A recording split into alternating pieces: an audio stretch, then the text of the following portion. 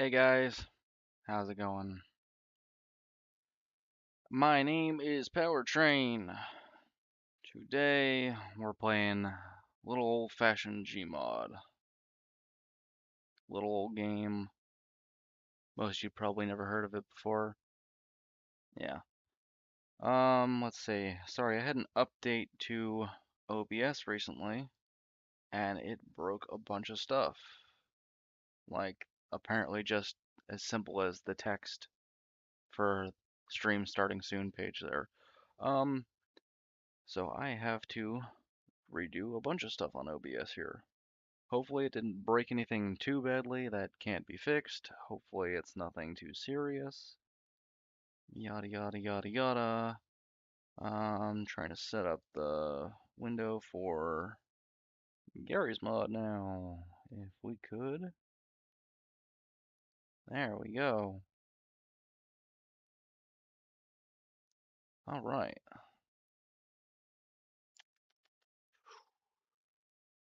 Alright, so I've already got the absolute minimum base started here with just the body, a couple of sliders, and this is just a prop right now. It's not attached to anything. These are the exhausts that I'm going to be putting on this thing because they're very Missouri Pacific specific, I guess. They liked to put quad exhausts on their engines for one reason or another. I'm guessing it was just to improve exhaust flow and engine performance at that point. But I don't know if a side effect of that was more sparks out of the exhaust or if that's just, same as always with a lot of EMD engines. You put them in notch 8 at night, especially if you swipe the throttle straight to 8, and you will watch the sparks fly. It's like a fireworks show. There's some pretty great videos of stuff like that on YouTube that you can find. It's really interesting stuff. And if you understand the basic principles of, how the EMD engines work, they're basically just a giant Detroit diesel. They've got two blowers up at this end here, basically right in this cabinet. You've got these two centrifugal blowers that pull air in and force it into the air boxes of the engine. Actually, we've got a model for an EMD engine in places, so let me see if I can pull up a model real quick and kind of show that off a little bit because it is a very, very neat engine. I don't think enough people give EMD credit for this engine design. It is, like I said, basically just a giant Detroit diesel. EMD is actually General Motors, or at least they were. Their origins go back to at least the 1930s, I want to say. Uh, they originally used Winton engines, and if you know anything about the Winton Carriage Company, you'll know that they used to build engines and components for road vehicles. Long, long, long time ago. The company, I believe, is defunct now. Maybe they got absorbed into something else. I don't know. There's all kinds of crazy stuff like that that happen in the world of train stuff, if you would believe it. For example, the Reading Railroad is actually still around. They are just not the same company by any means. They are now a property and entertainment company in Australia. How that happened is beyond me, but I only know that because apparently there was a dispute with one of their stations, and it was in a horrible state of disrepair, and they were looking to hold someone accountable for it, so they reached out to the company. And I was like, how did they do that if they've been gone for, at least 40 years now? And apparently that's not quite the case. So, anyway, so here we are. This is a typical EMD 567 engine. This one in particular is just 567B, I believe. That's the one. Is that the one I spawned? Uh, Basically, I don't know. There's a bunch of different variations of the 567s too, so I'm just gonna spawn the B here just for clarity's sake. Okay, so right here And these are the air intakes. Um, you've got these giant filters here that pull the air in to these centrifugal blowers. And basically what these are, there's just two big screws that screw the threads into each other, and it forces the air this way. And that's an interesting thing about diesel engines too. Actually, technically it's this way. I digress. So an interesting thing about diesel engines and two-stroke engines, I guess in particular, is that they need air to be forced in. They need forced induction. They will not operate without air being drawn in forcefully. So these pull the air in to the air boxes. That's where these handhole covers come into play here. You might have seen videos where, or pictures even, where these are removable. They just have this little handle here. Uh, it's kind of gear shaped, I guess, or star shaped, however you want to call it. And you just turn them, pull the handle cover off, and they are heavy. They are heavy suckers. But then you can inspect inside the airbox here, and people like to do that for water leaks, oil leaks, just the general condition of the engine, things of that sort. So the air is drawn in, pulled into the air boxes, and then the cylinders are set up in such a way that when they reach a certain point in the stroke, when they are down, they actually open this hole on the side of the cylinder wall that the air flows into. And when the air flows into that box, it then is compressed when the cylinder travels back up. And then it compresses the fuel. The heat from the compression is all that really is needed for the combustion at that point. So it compresses, it ignites the fuel from the compression heat, and it sends the piston back the other way. And then the exhaust gases are forced out through the valves on the top deck and into the exhaust manifolds here. And then the cycle starts all over again. It's typical engine stuff. Um, like I said, the big difference there is just that they require this forced induction air. They will not operate without it. And then if you know anything else about these engines, you'll know that these valves here are handles for the compression release, or blowdown. And you turn them, you only need to turn them about maybe at most a half a turn, 90 degrees. You know, it could be 90 degrees, 180. It depends on the condition of the engine, and sometimes too. Sometimes you'll notice they have a little bit of a plug up in them, just carbon built up. These engines like to build up carbon, especially the 567s that were turbocharged. If you didn't run them hard, they had carbon buildup. It was a very common thing. You had to run them hard every once in a while. The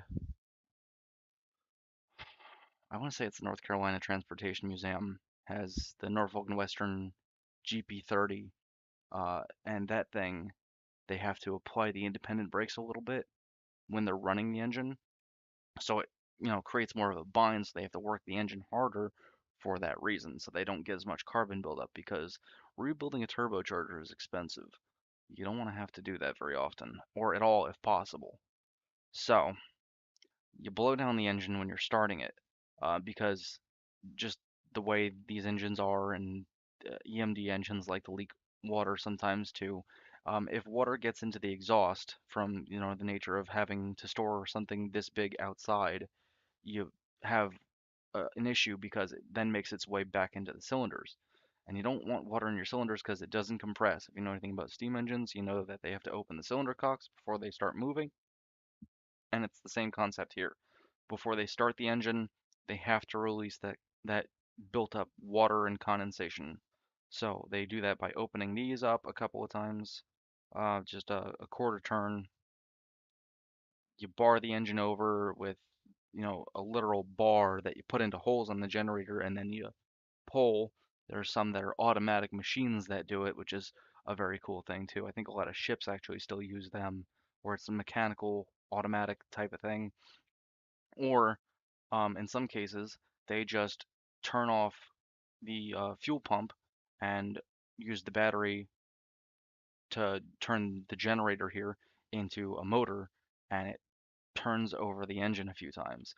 That's another interesting thing about these old DC powered locomotive engines is that the generator is double action. It starts the engine by pulling in voltage from the batteries and turning itself into a motor to spin the engine a few times before it cranks and fully fires, and at which point it turns itself back into a generator.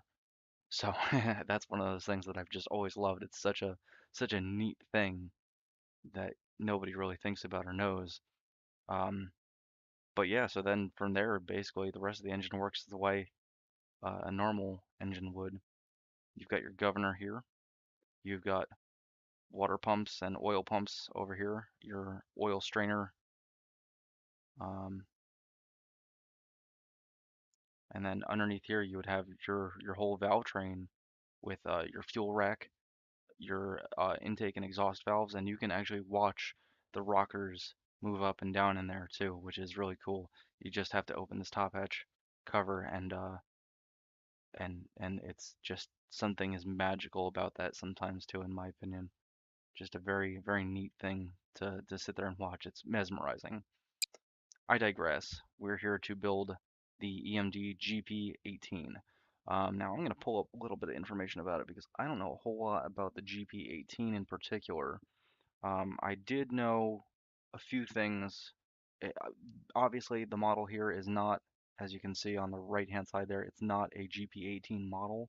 I'm using a GP9 that was built in 1954 as the base because it's basically the same thing with a few body group changes. It's a GP18, which again is something that I more or less knew. So these things were built between 1959 and 1963. Um, they had a 567 D1. That's one of the variants of the 567. Like I said, there are many different variants. There's the A, B, the C, the BC, and these are just subtle changes in the way the engine works between the water pump and the fuel uh, assemblies. Just the way the water jacketing was plumbed into the whole system, the way some of the step covers or the steps were placed, and just the water manifolds, just little things, but like for general all intents and purposes, it's more or less the same engine. The main variation here is that the D1, let me see, I just want to make sure that I get this quite right here. Um, so yeah, they're the most maintainable. The C and D engines. They are easily the most maintainable engines because the D has they can fit 645 engine parts onto them, um, which is great in modern day times because you can't find parts for engines that they don't make anymore, um, especially old engines like these. So let's see. 567D3, I believe, has the turbocharger. 567D1. 16-cylinder 567D1 was also used in the SD18.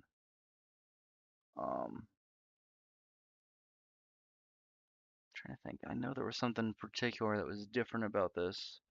The D3 has the turbocharger. The D1 is a roots blown.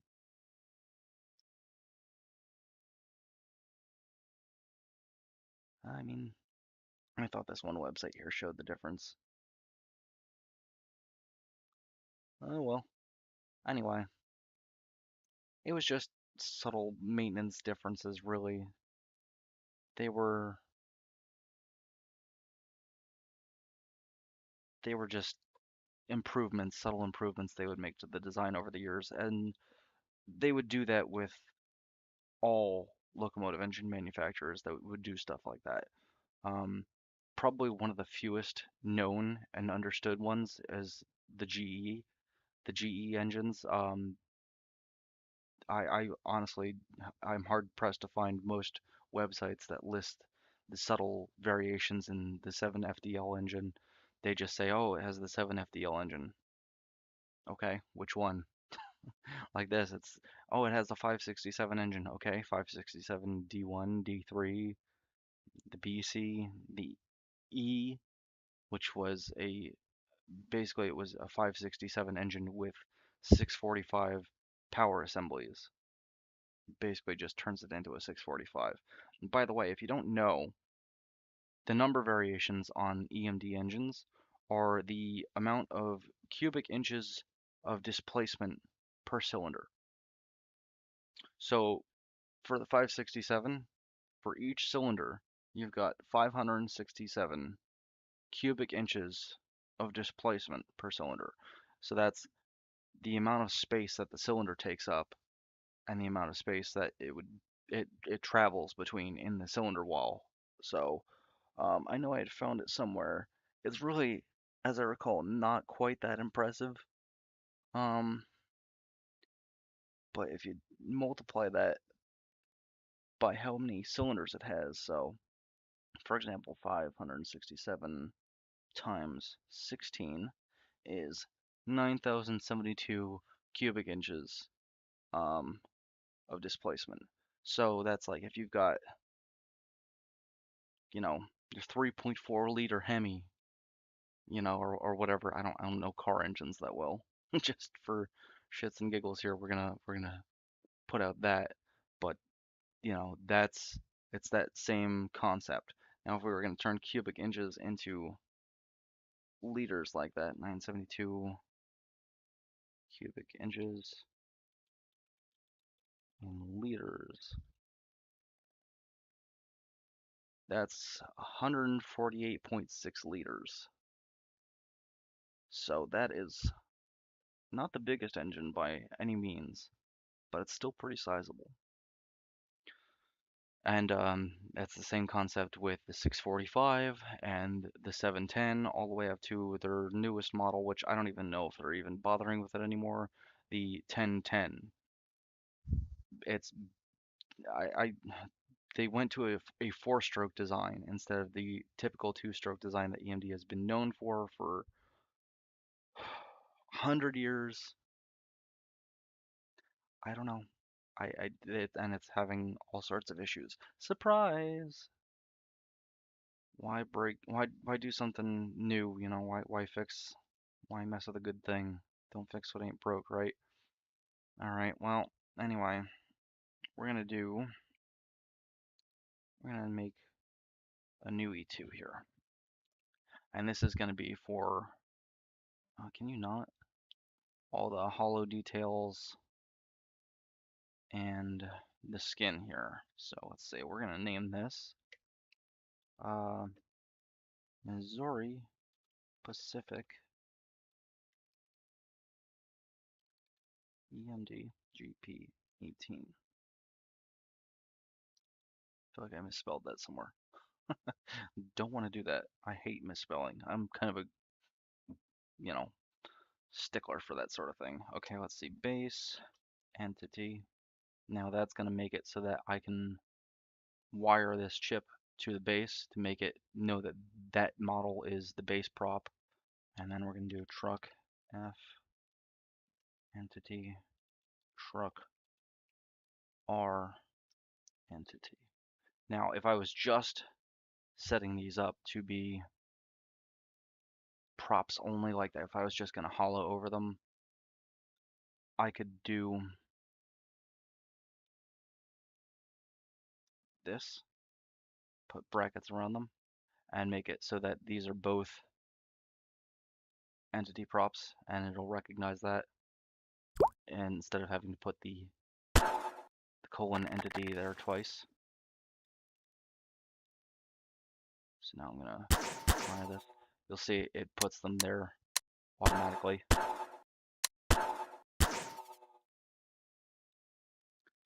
But I am going to be making these wheels move and things of that sort, and something about the way the code works for that will not allow me to do that without messing stuff up. So I'm gonna not do that. I'm gonna put these in the persist category as well, just so they show up as I start typing them.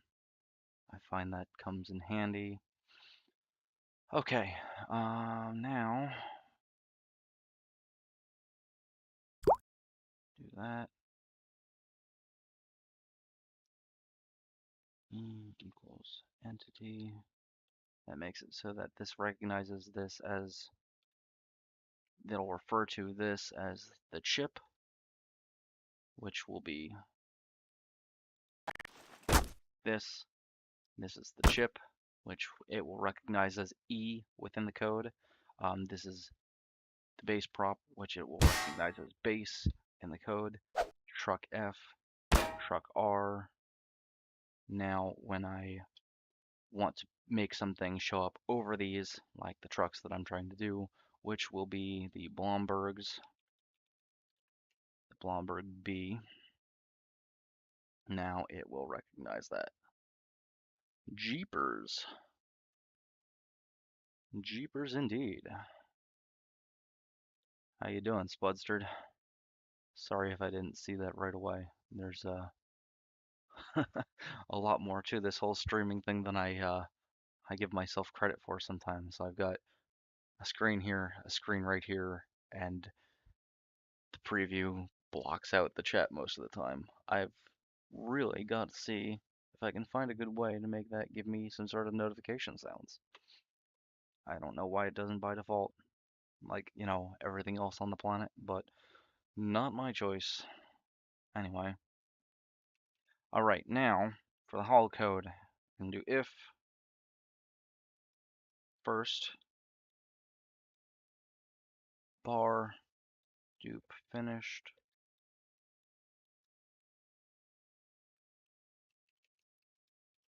Now everything that's going to be hollowed will be in between here in this space. Let me just make sure I got that right. I did. Hallelujah. Because this is something that for the longest time I had to copy this bit from other chips. Now basically what this does is it makes it so that everything that's between these brackets, everything that's a hollow, will only spawn one time. And that's important because if it spawns multiple times constantly, it's just gonna go haywire, and like a runaway, it'll just keep going and going and going, and these numbers here on the chip will just start taking a toll on the server. The 0% ops, 0 CPU time, that would jump up to like 800, 1200, and just kill the server. So we don't want to do that. Anyway, boring technical stuff aside, I'm going to do this. This is going to be what I'm going to use for the trucks. Based on what I have seen, the Missouri Pacific EMD GP18s came in a few different forms. They had some that had, what do you call it? They had these trucks, the EMD Blomberg trucks, and then there were a few that had the Alco AAR Type B trucks. And as far as I can tell, that's probably because they traded them in for a credit with EMD, and as such, they just reused the trucks since there was nothing inherently wrong with that. Let me see if I can share this so I can show what I mean here. Do.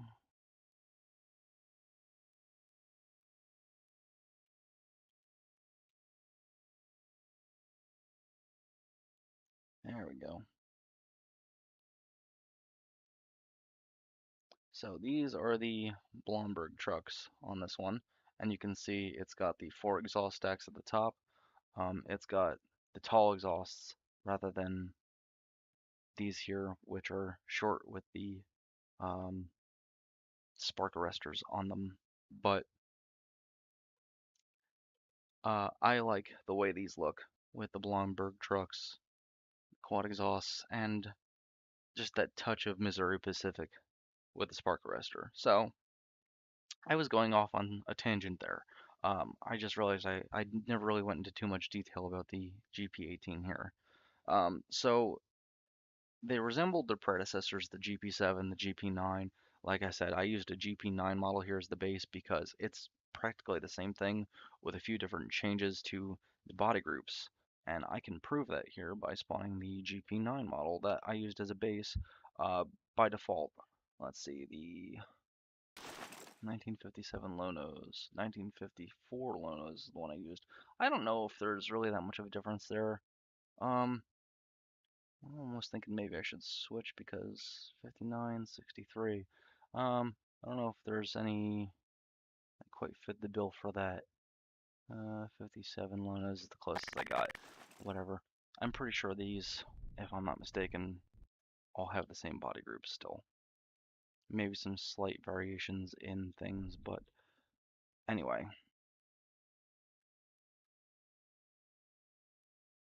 I was seeing if the ventilation, these vent covers here, well, I mean intake covers, were a little bit different because I know I had to change that in material on these.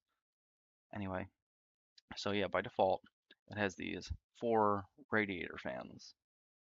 And these are 36-inch fans. The later variants of the GP9 used 48-inch fans. And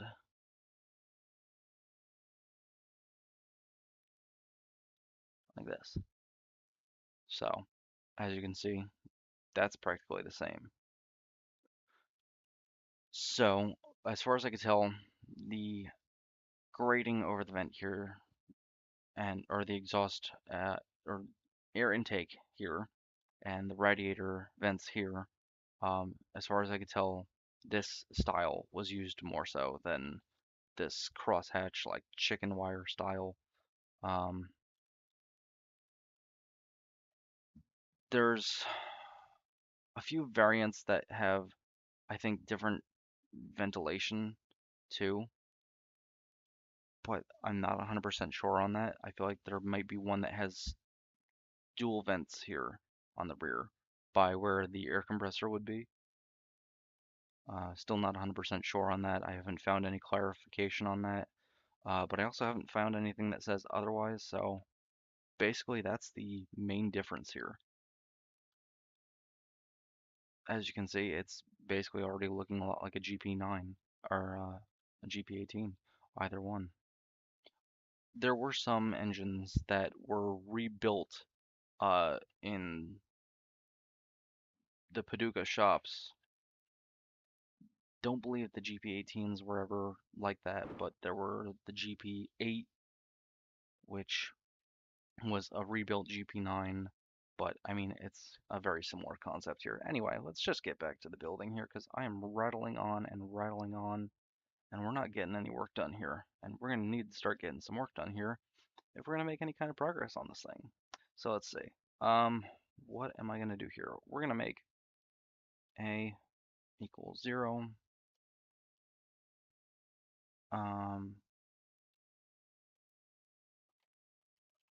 Here's where I'm going to just make things easier on myself and copy the code from a different E2.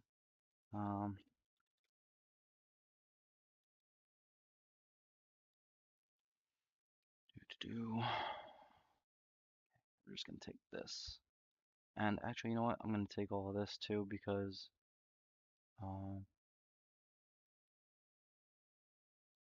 that is code that's also going to come in handy for when I put numbers on the thing. So this is basically the whole procedure I go through whenever I build one of these things. We're going to leave all that out for now.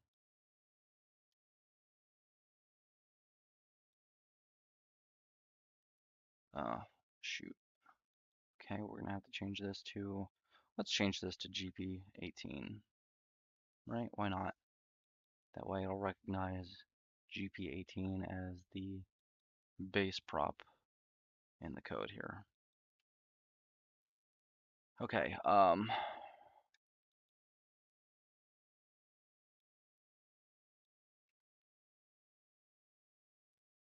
outputs, we're going to put the num string.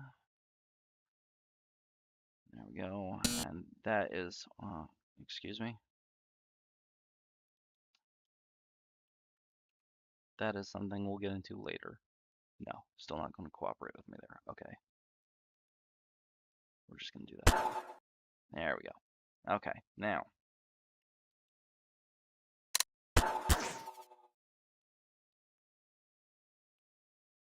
Go. No, that one is for the body. But what I'm going to do first here is I'm going to focus on the trucks first because I have a bunch of moving bits that I'm going to make for them.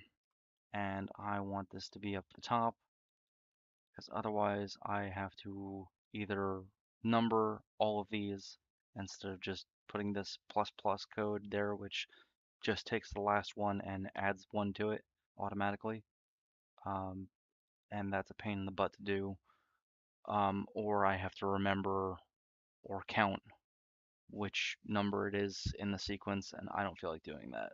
So to make it easy, we're just going to leave them up at the top. But what we're going to do is truck F. Now,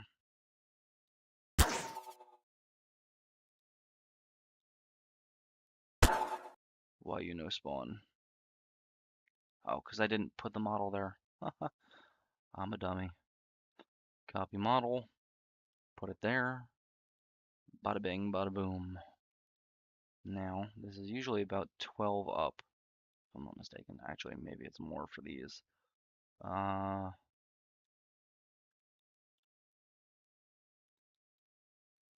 What I'm going to do here is I'm going to check. I don't know if I constrained them. I already did. Yep. So what I'll do,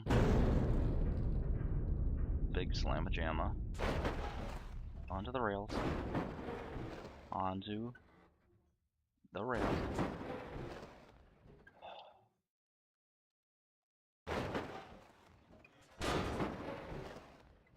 My goodness. Come on.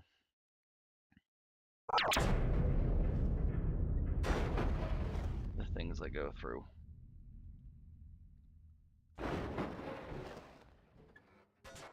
There we go. Now I can hollow this. No, I don't want to do that. Wrong tool. Now I can hollow this. Just got to raise the height here until I've got wheels on rails. Oh, that's pretty close.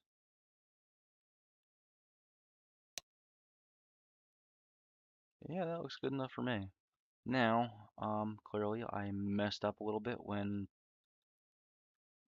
attaching them to the body, because clearly that is not far enough away. No big deal. We're just gonna boom, boom, boom, boom, boom, boom, boom.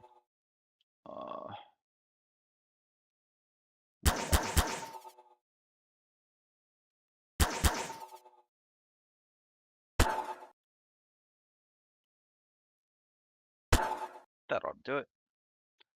Alright, and now we're gonna get rid of this one.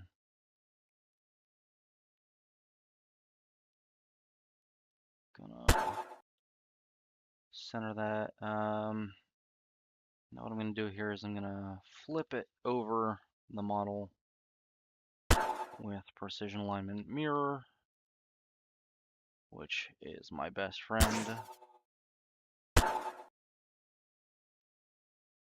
Mirror cross plane, plane 1, boom.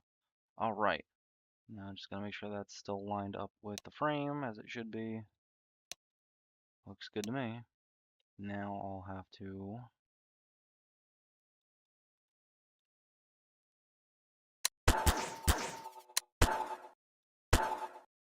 rewire them so that way it recognizes this one's still the front one. There we go. And now I gotta reconstrain them, because if I don't, we'll have a bad time. I like to use ball socket center because it makes for pretty realistic movement instead of it just being on a stuck axis this way and that way. It can move in just about any direction. With the preset that I have, it stops it at a certain point here, so it doesn't just spin all the way around, because you actually can't do that on these. And that's because of connections for the traction motors and for the airlines. You'd be having a very bad time if you spun your truck 360 degrees. Things would break, your boss would be mad at you, and you would not be going anywhere. So we'll grab this. We'll go back into the code, and we'll copy that whole box. Let's see, I'm going to be putting the wheels in there, so 0, 1, 2. We're going to make this 3. And truck F turns to truck R, and voila. Now I feel comfortable enough with that that I can go ahead and do this. Let's see, E equals entity truck F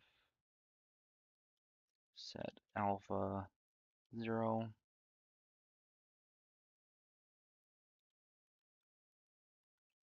Truck R set alpha 0. And let's see, E, we're also going to set alpha to 0. Oh wait, no, actually, GP18 set alpha 0. And that's going to make the base props for this stuff completely invisible. Alright, and that's going to be useful for when we make our skin, which I guess we can get started on that, since that's probably going to take the longest here. I've got code already done for these trucks, so they should be easy to get moving. Now, I should probably move this out of the way a little bit, huh? Totally forgot I still had it up. Anyway, so, sorry about that. I'm an idiot. What I'm going to do here is see if I can find a good picture of one of these things. Semi-clean, maybe, perhaps. And what I like to do... No, we're not going to load this. There we go. Okay. Let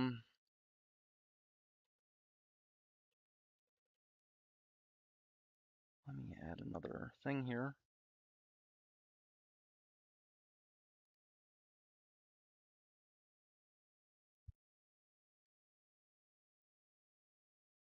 Go to paint.net.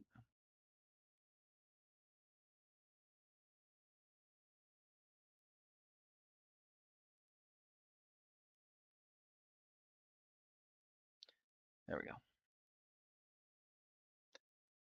Okay, so what I like to do here in paint.net is, why are you not showing me?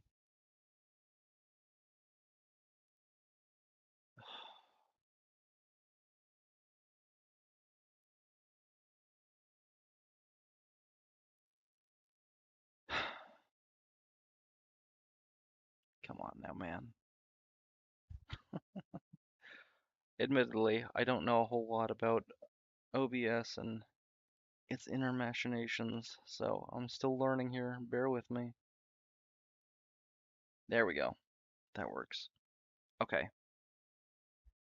So I've got this picture here, and what I'm going to do is I'm going to find a nice cleanish spot, and I'm going to grab the color picker tool and click right about there.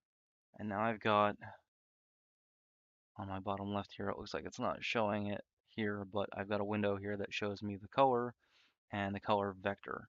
So I've got 10, 22, 63 for red, green, blue. 10, 22, 10, 22, 62 it says, okay. Okay, so we're gonna go back to the game, back to the game, and we're gonna make a variable here. We're gonna call it blue equals vec 10, 22, 62. Now that's gonna be our color variable, or at least one of them. I might make more. We'll do it here. Hollow entity A, set color blue.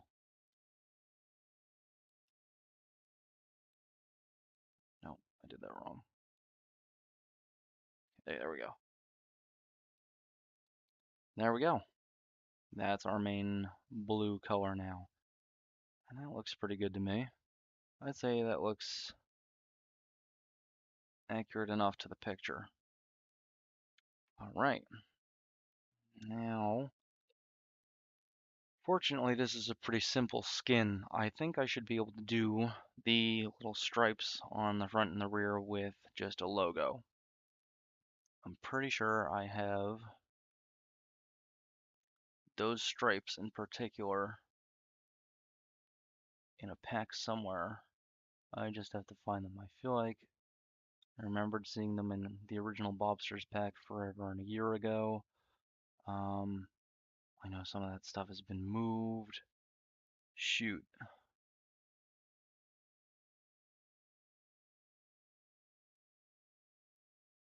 Well, we've got this. This will come in handy. Unless Cubics pack. Cubics pack usually has some of the highest quality logos, in my opinion. Shout out to Cubic. Cubic Revolution. Let's see. These are fictional. Don't want that. I always do that. The real stuff. Let's see. MP. Okay. Still no stripes. It's okay. We'll find them. We'll find them eventually. I could do it with a clip in the skin. I don't want to do that though, because that's a pain in the ass, and I'm lazy. And I'm sure a lot of you out there probably are too, and if you want to make stuff like this, the best way to do it is to find the easiest way to do it, especially when you're first starting off, because it's pretty easy to look at this whole process here and get discouraged and say, oh wow, that's a lot of work. I don't really want to do all that. You don't have to. Nobody's gonna force you to. There's, the perfectionists out there, the purists, if you will, that'll make a big fuss on, oh, you got this one detail wrong, and oh, the color's not quite right, and oh, I don't think the material you use there is very good. Fuck those people, because they're everywhere, but you don't have to listen to them. That's the great thing about it. You don't have to listen to these people. You don't have to take anyone's advice. Build how you want to build.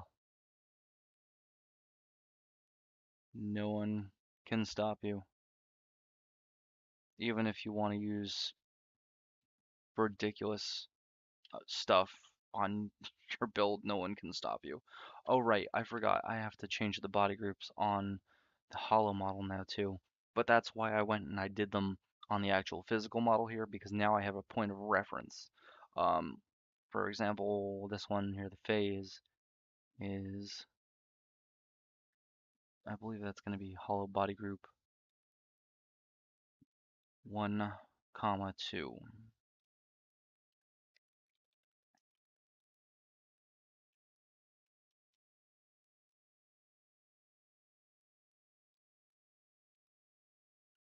1, 2. Oh, oops.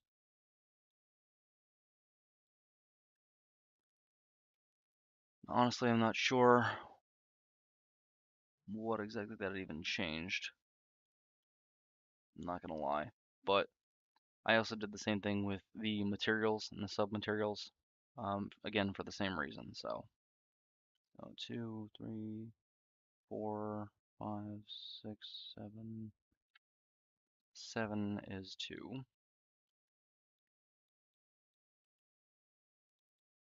And like I said, you don't have to build like this. No one's gonna force you. Okay, that might not be quite the right one.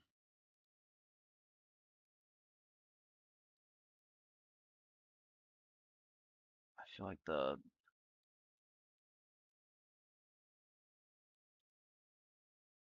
fan is just a little bit off from what I've seen. There are a couple of different variations of these fans. Yeah, okay. I forget which one it is. I used, see, again, I had Trainiacs as a reference when I was choosing what I wanted to build, and I had the pictures set aside and everything. Well, you know what? I have a document that I made.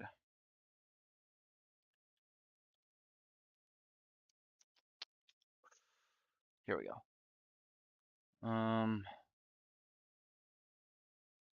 I am glad I did this now because now I can even share them here. Browser.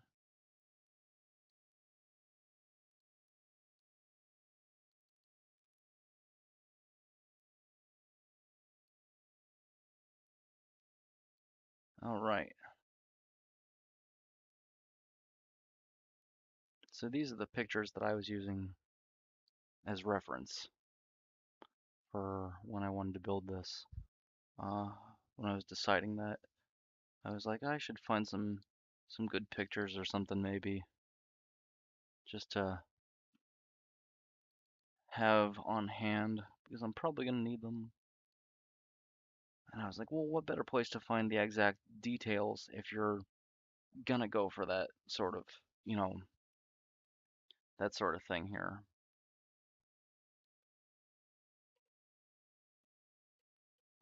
What better way to find the details than to find a good drawing like this? So I'm gonna open that in my browser here too,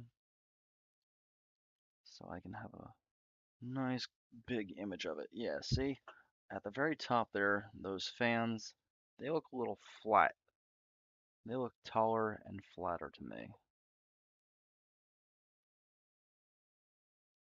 I don't know if there's even anything I can do about that here in particular. Hmm.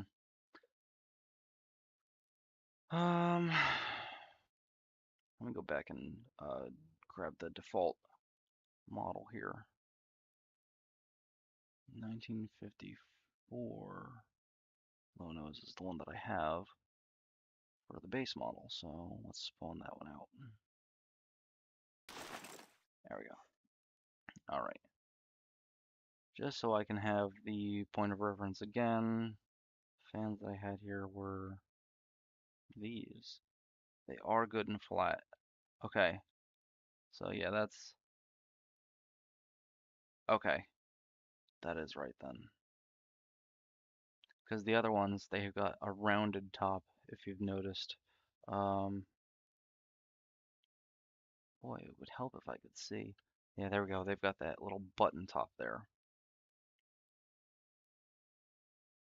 And that's not what this particular image shows. Now, these were phase 2, built between 1962 and 63, numbered 534 through 550 as built, and then they were renumbered 1882 and 18 through 1896, and had the extra exhaust stacks added. So as built, they had these 2 exhaust stacks. Then they later had them added as 4. Now, not those though. These are different spark arresters. I believe these are like Canadian style. Exhaust stacks, where are ya? There you are. Okay. So they were like these. They were tall on some of the pictures that I'd seen, but they were 4 of them. Which again, it may or may not be to improve exhaust flow, I'm thinking. But regardless, we've got this.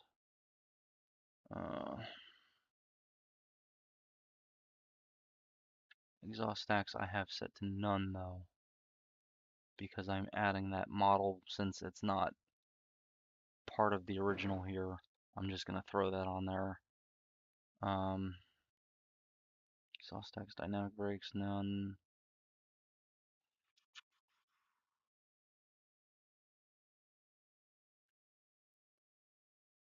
Now these are solid ends retrofitted. If I had to guess, I'd say these are probably not like that PMU plugs. And typically speaking, when a locomotive has multiple unit plugs, they've got the crossover. So let's see.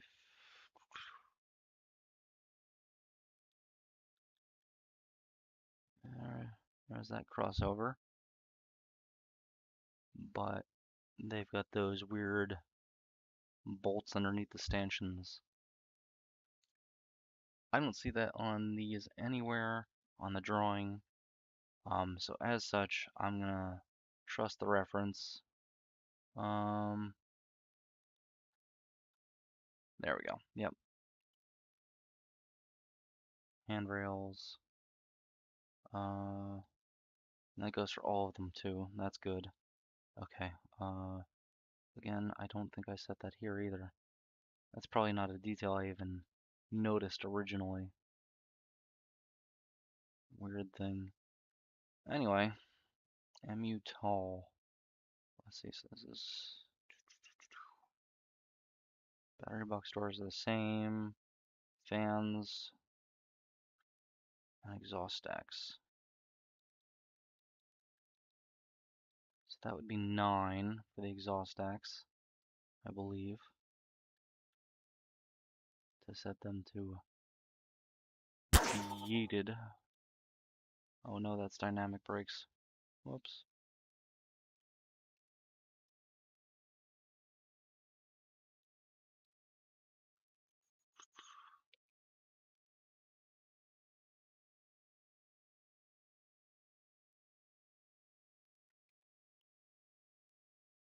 There we go. Okay. There's the exhaust gone, so I can throw on the model. Side skirt. Side skirt here. Looks like I didn't change that either. Why didn't I change that?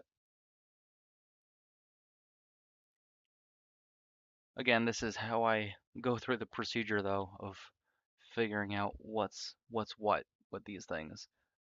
I'm looking at these images and I'm just matching the details accordingly. And as you can see, the side skirt that goes over the fuel tank is only there over the fuel filler, which is also at the wrong end, come think of it. I wonder if I can change that. Fuel tank, what do I have for that? I feel like I changed that. No, I did not. Okay.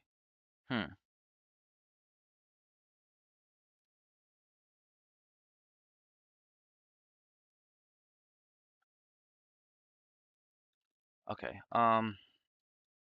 So the fuel tank is wrong here too, because the air tanks are mounted where the side skirts should be instead of behind the fuel tank. So fuel tank, air tank location.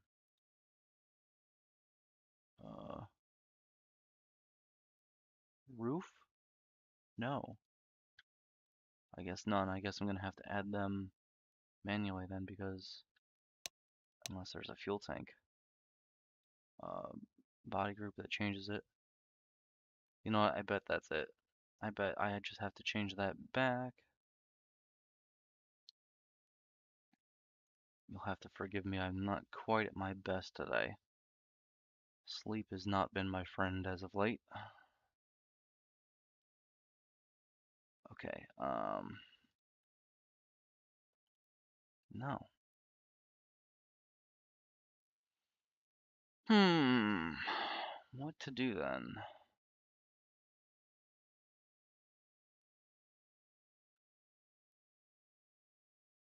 I wonder if the side skirt body group could change it? Butchered. No, that's just, maybe it's a different variant, the later model of the GP9. See, it's 58. I'm assuming,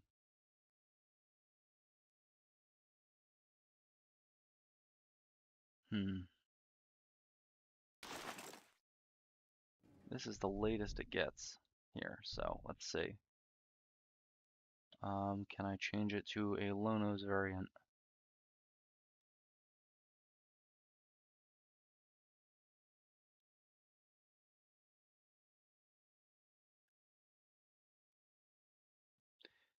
Because this would probably be a better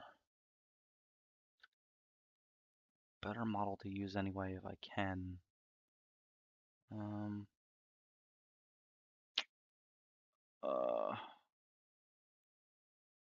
I think they're GMD variants. Air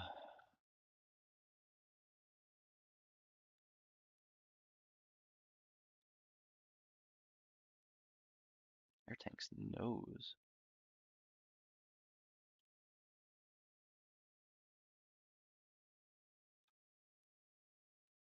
Uh,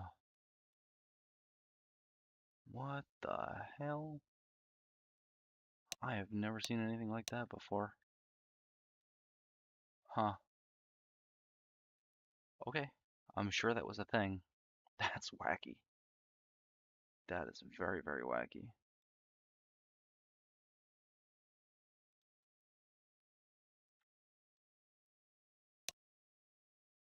Okay, that's definitely closer for the side skirt. Still not quite right. That's... Yeah, I mean, other than the water filler there, if I could get rid of the water filler, I'd be in business.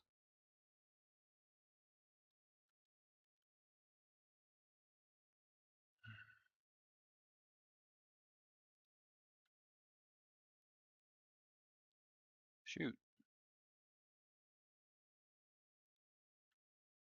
Oh, there's the air tanks. Hmm.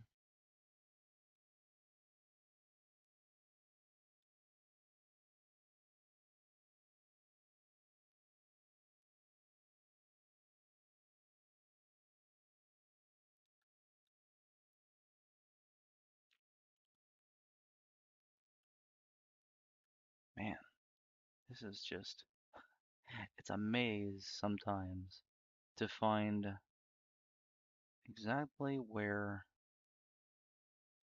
stuff is supposed to be. I don't know if those are even, I guess they must be.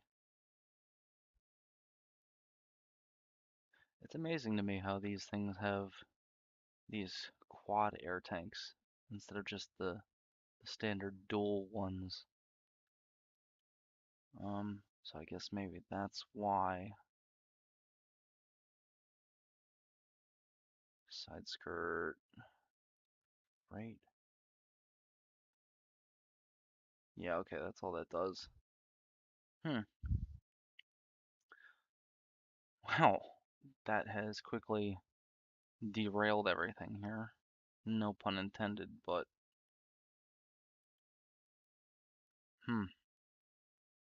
okay.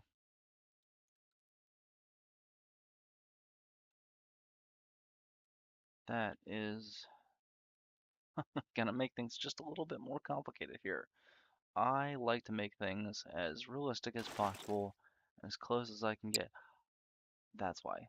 It's a GMD GP9, not an EMD. I should have noticed this abomination of a handrail and known that. Okay, so that's the Canadian variant. That's why I wasn't finding that.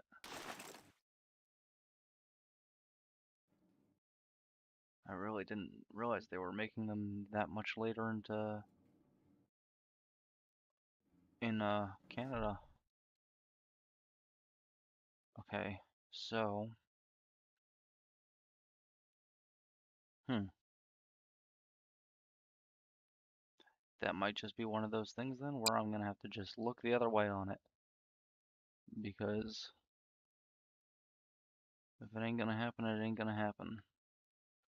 It would be so much easier if we had a model for the GP18, but the only one we have is a Jazzlock one, and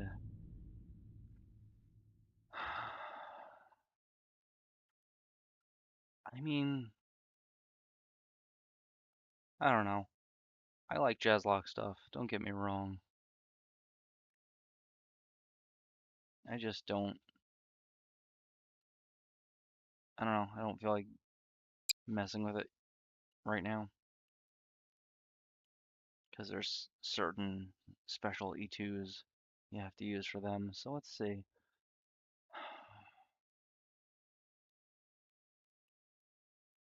Go back to the GP9 models here, see what other options we got, because maybe, just maybe, I can still find something that will suit my needs.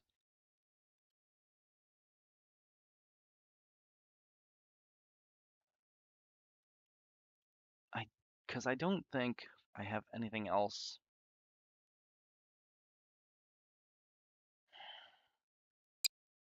that would be suitable for this.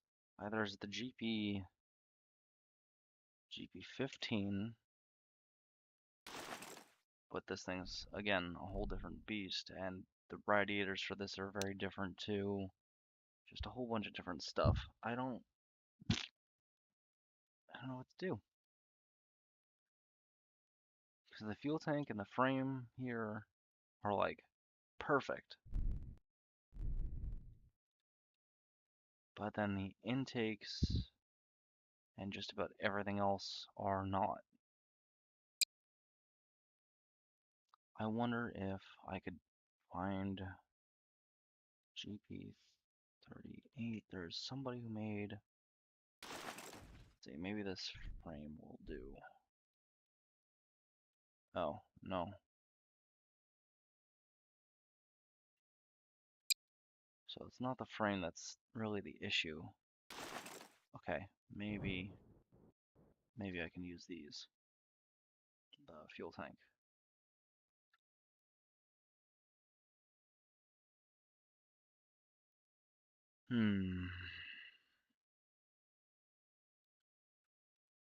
Not quite sure what their fuel capacity is. It stems from the fuel filler and the first stanchion behind the cab back to the end of the first set of engine bay doors. So basically from here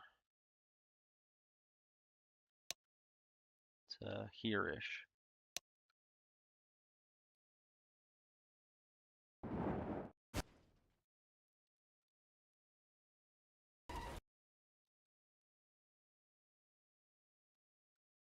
That seems about right. So I'd say 2,400 gallons should do.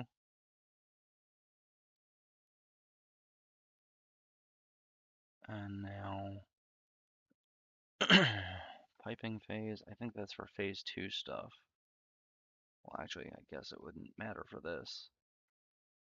But, yeah, okay, let's see. What I'm going to do then is see if there's a body group here for no fuel tank. Perfect. Body group for no fuel tank. Air tank location. See, because then there's this. And some of them did have this. but I don't know if it was any of the ones with the quad exhausts, and that's something I really want to do. So I'm gonna say no. No air tanks. They're on this thing anyway, so. Okay, another thing to throw on there. There we go.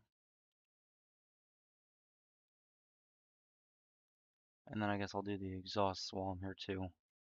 Throw that there. All body group 1, 2.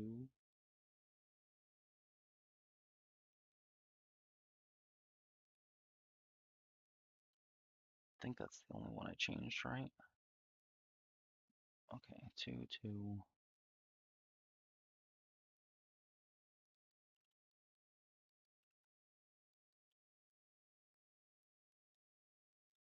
Oh, wait, that was the wrong one then, I guess. Um, hmm.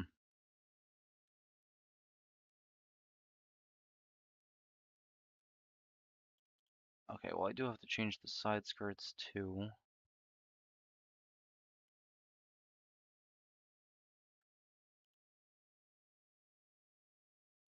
Let's see.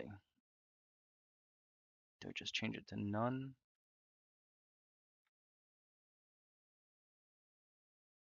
Yeah, that could work. Okay. 1, 2, 3, 4, 5, 6, 7, 8, 9, 10. I still gotta do that too. So body group 10 should be what, like 4? I'm just all over the place.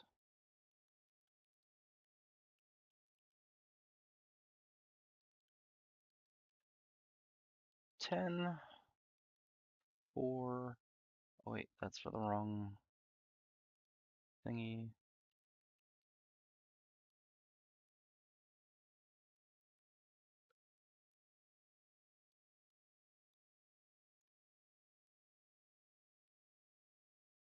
3. There we go. The body groups work in strange ways sometimes here. So let's see, that's the handrails is 10, 11, 12. These are MU mounts here. Seem to be tall.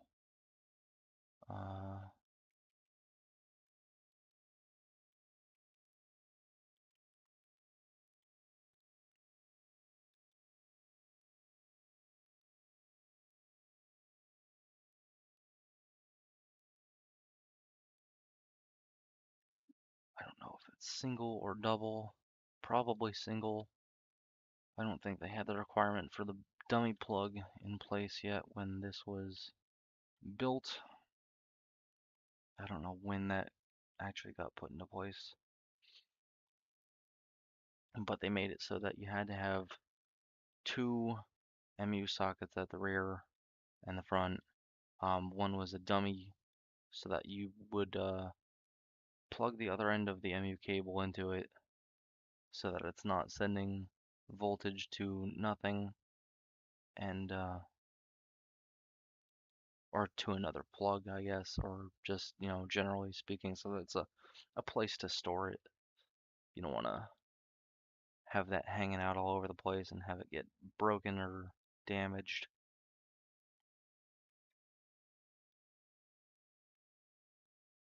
Now, let's see. That has to go down a bit still.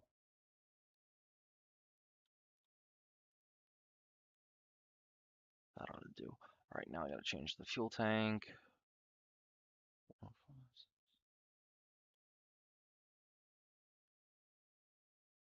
13 and 14 for the side skirt and fuel tank. 13.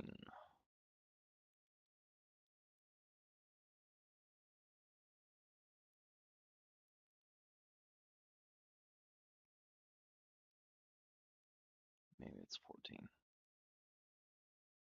No. Oh, it's because keep doing that. I'm once again on the wrong prop in the code. Yeah, there we go.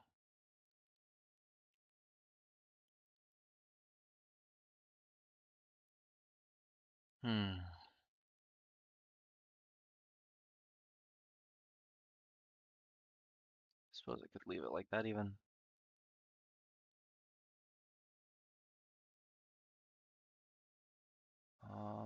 Just gotta see if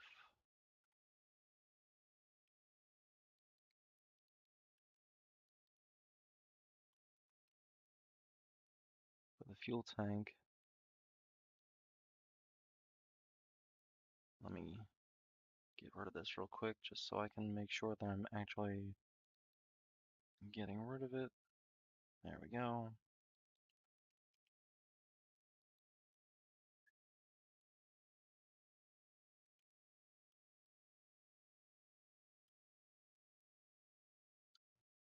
Go.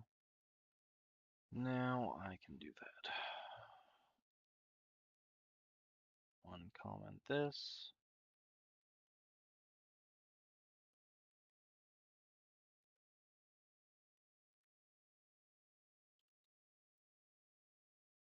Now the fuel tank is down too low, but the air tanks are up too high. Once again, I find myself in a predicament. What the hell to do?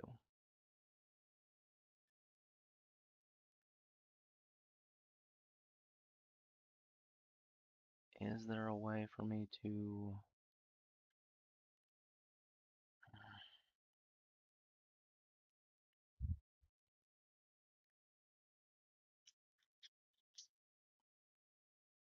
Can't even get rid of the air tanks on the model either. Okay, well, last resort.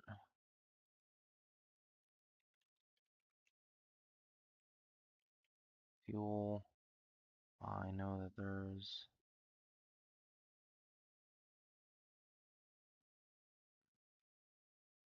I believe we said 2,400 gallons.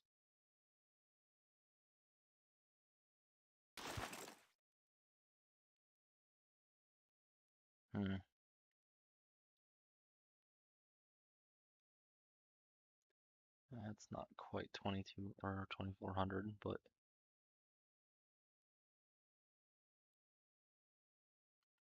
we'll see what that looks like. Okay, gotta change the angle. 2,250 gallons. Is that... I mean, I could shorten it with scaling.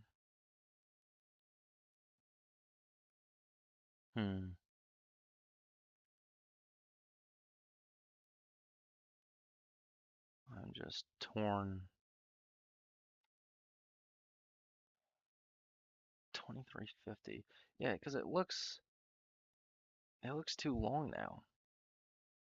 Oddly enough, even though I said 2,400 gallons. Oh, excuse me. I'm considering going with something a little bit shorter than maybe, because it doesn't quite look right.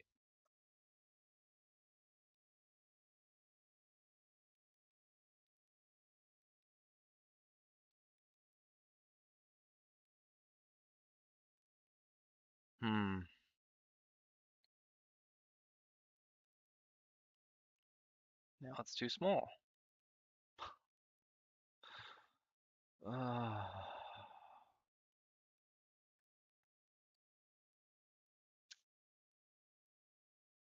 Fuck me.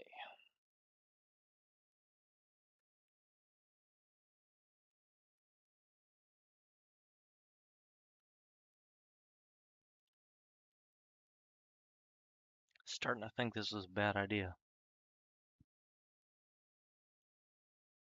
You know what, actually?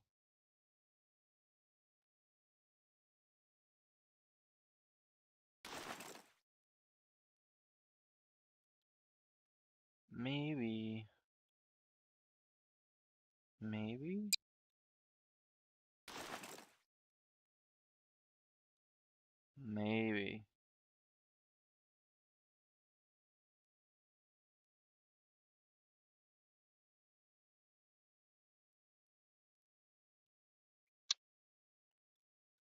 Screw it. We're gonna go with the Jazzlock model here then, and we'll see what happens with that. I didn't realize there were gonna be so many discrepancies. It's the whole reason why I went ahead and I pre-did the body groups and everything. I figure maybe it would make things go a little faster. Get rid of some of the boring, super detail-oriented stuff that isn't exactly everyone's cup of tea.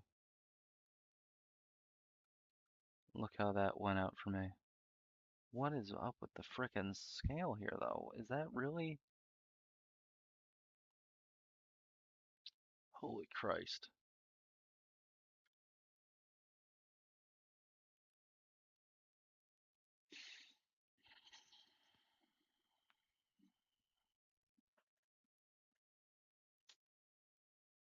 Okay.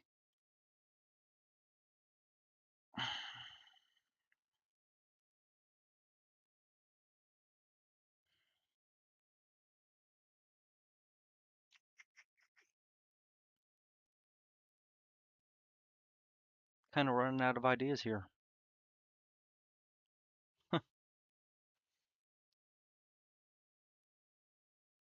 Hmm.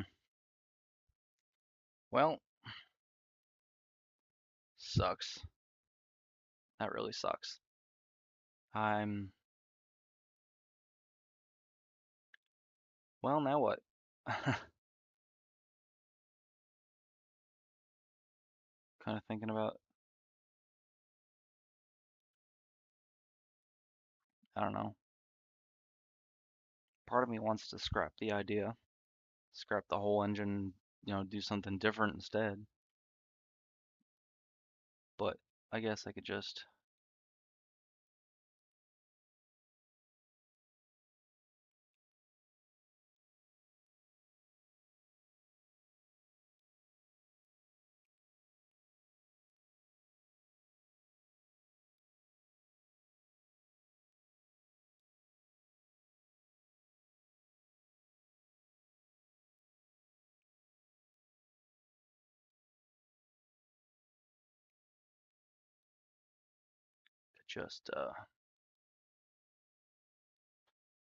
Try with something else instead, I guess.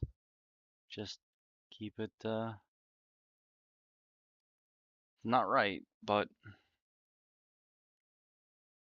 it's something, I guess.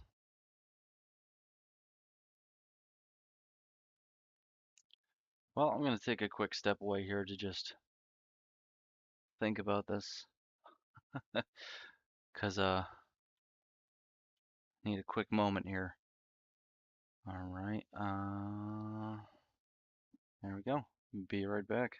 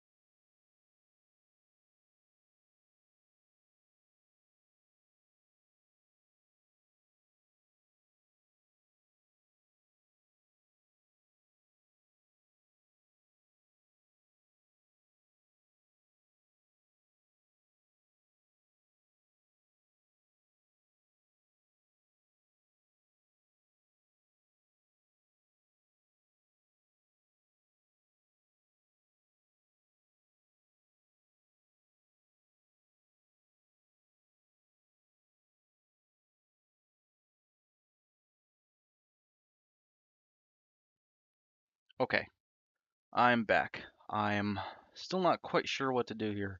You guys can feel free to tell me if you think I should keep going with this and just say screw it with the details, doesn't matter if they're 100% right. Personally, I'm just one of those rivet counters. I like when everything is 100% accurate, especially when I've got, these resources at my disposal here, these images that show all the particular details. But if you guys don't care, don't give a damn, feel free to speak up. Just, give me something, give me anything. Make it so I'm not just talking to myself over here like a freaking lunatic. I don't mind,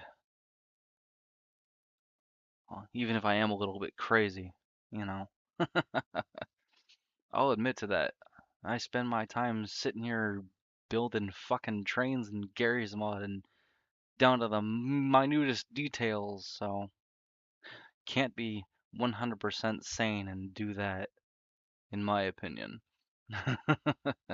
So I guess maybe what I'll do here, okay, maybe this will work. If I just leave that fuel tank there like that, and then take the air tank models that we have. Let's see, tank. Oh no, it's tube. Tube. May or may not look like shit, but we're gonna see. Let's see. Hmm. Might be able to get away with it. We'll see. Uh,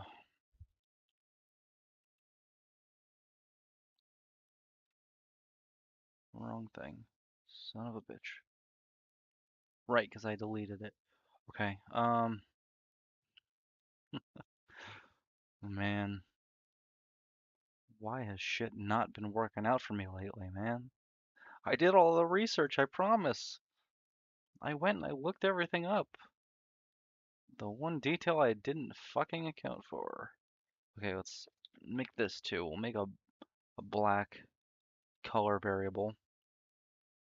Black and blue. The bruise equals vec 20. 20 should be a good color vector for black. Gotta change the material on the thing anyway. I guess it doesn't really matter. Um, let's see, enamel black. And then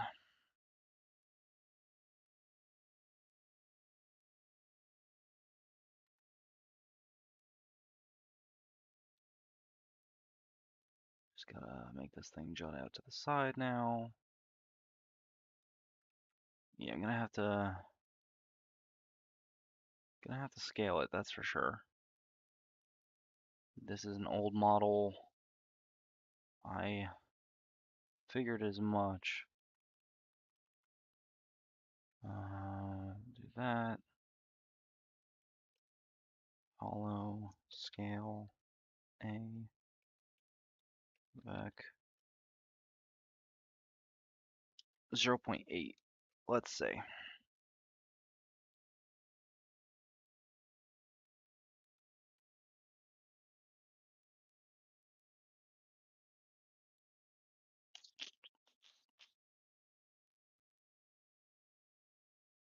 Hello there, Trains Iron Horse 25. How you doing today? Getting through a little bit of a panic session here with this thing. Nothing is quite working as I had hoped. We're gonna get through it though, one way or another. It's kind of like a metaphor for life. When shit doesn't go your way, just keep moving. Don't ask me how I know. Things go my way all the time, I promise. Every time, actually. Every time I want something to happen, it does. Except for when I'm streaming. except for when I'm streaming, like the Friday Fun Day stream. We were playing Project Zomboid and we were playing DayZ, and I don't know what my longest life was, but it wasn't very long. It was pretty pathetic, really. But we don't talk about Bruno. And from here on, that's who that guy was. We're gonna say that's who that guy was that kept dying. That was Bruno. I get the feeling that might be Iron Horse, Steel Rail, or Steel Railroader. Um, is that you, Trains Iron Horse 25? I'm thinking Q&A. Do you plan to do more free steamers in your GitHub? Okay, yes, but the issues that I have with my steamers are a lot of them are pretty old. That's part of the main issue that I have with them is that a lot of them are old. They're not quite up to my modern day build standards, and it's not even like, oh well, it just doesn't look good anymore. It's like the thing barely stays on the tracks. I like to use these hyper sliders as a base for everything these days because they just stay on so well. Yeah, I thought so. I thought that was you. Sorry for the delay in the chat, by the way. It's takes a while for it to reach you. Um, so yeah, it's just it's a functional from a functional standpoint, stuff is like just old and it's the code is crusty and it doesn't stay on the track well. So before I go and put stuff out, I like to try to make sure that the stuff is in a decent shape. The stuff that I put out the other day is it's okay, I guess, you know. Um, I think the Nickel Plate Road Berkshire I put up on my on there is the most yeah, I think that's the most recent thing that I've built at this point out of all that stuff. So that's the reason why that made it there. So long story short, yes, but if it's stuff that I've built in the past, it's gonna have to wait because it will take me a while to fix it and make it proper. Otherwise, you're not gonna have a good time with them. You won't want it. Um, I accidentally changed the body group for the air tanks to put them up there again. That wasn't what I meant to do, so. So let's see, air tank here, we're gonna go 0.7. Uh, shoot. I can't always build new steamers, and I am working on some. I am working on at least one, which was kind of going to be my backup to go to for this. Um, honestly, with the way things are going here, I'm quickly losing motivation with this. I may very well just say screw it and switch over to that now anyway. Um, maybe I'll change my chat for this too, so you can actually hear me in real time. I don't know if that's a choice actually, come to think of it. I don't know if I can do. Hmm. I want to make it so that my voice is on all the time here instead of having it be push to talk, but I don't think I'm going to be able to do that. Shoot.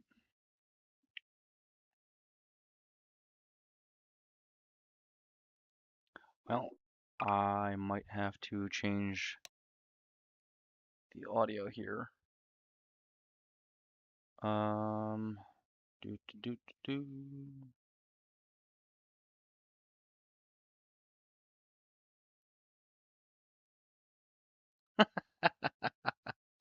Stream train? Wrong name. Close enough. You get the idea. Okay, so yeah, I think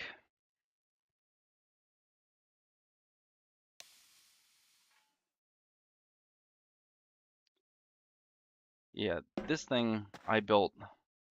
This thing I built quite some time ago at this point, actually. I think this is actually the first thing that I built with prop to mesh. Yes, over.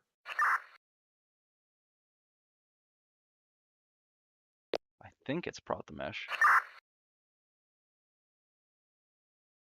I may or may not be wrong about that.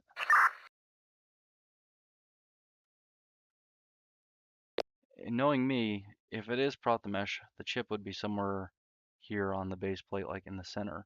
But I think it might be hollow. Okay, yeah, okay, this is the hollow one. I know I was doing one that I was making prop to mesh, but I guess I didn't finish that one.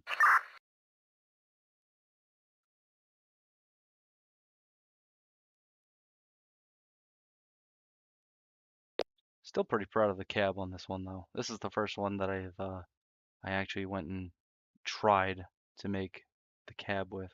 Uh, it's a little bit, you know, off in some places, but I had to use a coach to make the clerestory roof. Yeah, the carriage. Yeah, you would have to create it. Yeah, that would have been a real pain in the butt to make the curves for otherwise, so I figured I'd just use an existing model and clip it a little bit and scale it weird for the top of the cab.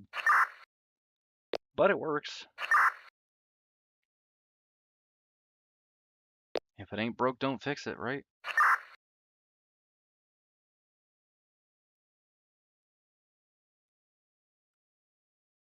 I agree on that. The carriage might have been an existing carriage model would have been more simple.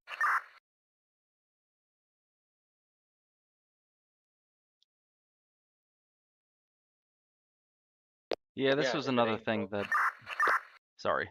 This is another thing that I when I built it, I wanted things to be right, and I was gonna say screw it, just don't put that hump on the cab, but I had to do it. So that was my option. That's the choice I made.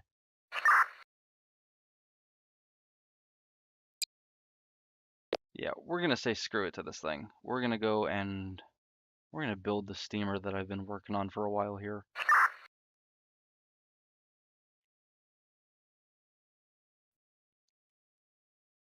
I'm working on a narrow gauge Irish steamer, which I think is kind of fitting considering St. Patrick's Day is coming up.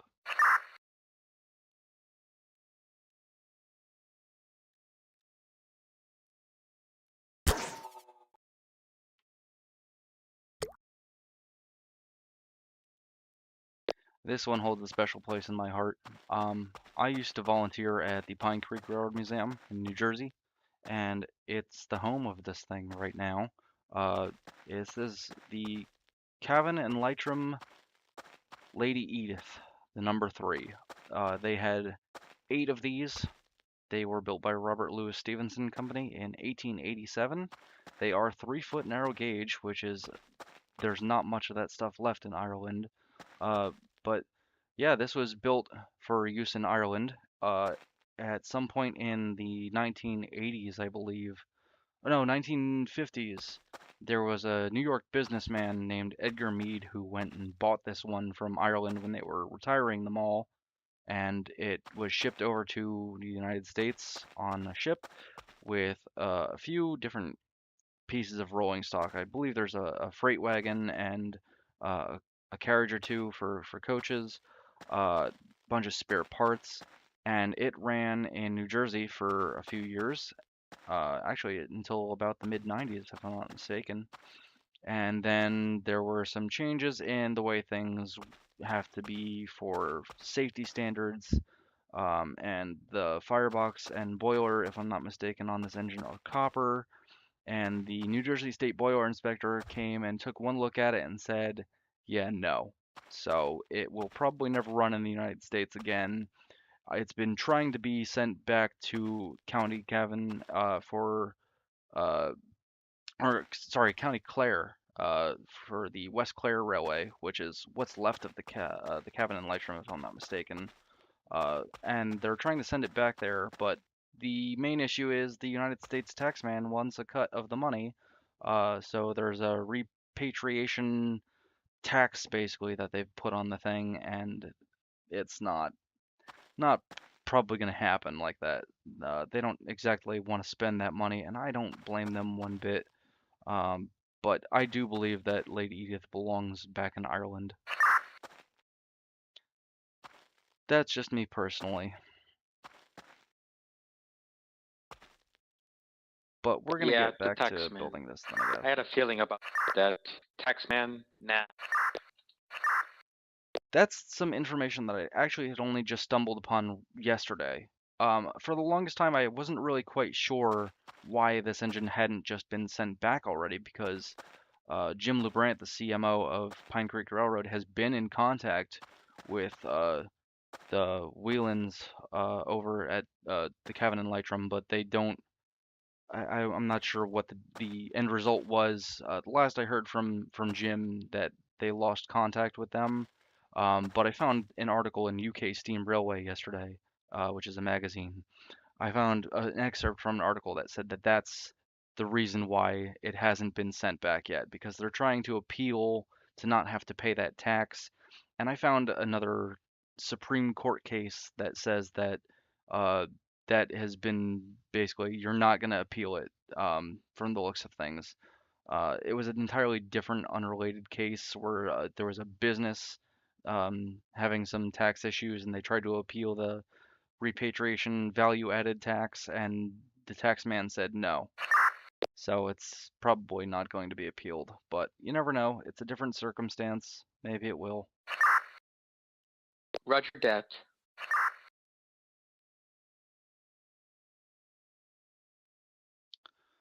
All right, so let's see. I would like to find a way to put this little stud on here to attach to the main rod. I may not because why bother? But yeah, this is a cute little 440 saddle tank engine. Well, I guess it's more of a pannier tank engine with the side tanks. Um, but yeah, I always liked this thing. I always wanted to see it run, but it's not going to happen in the United States based on that information.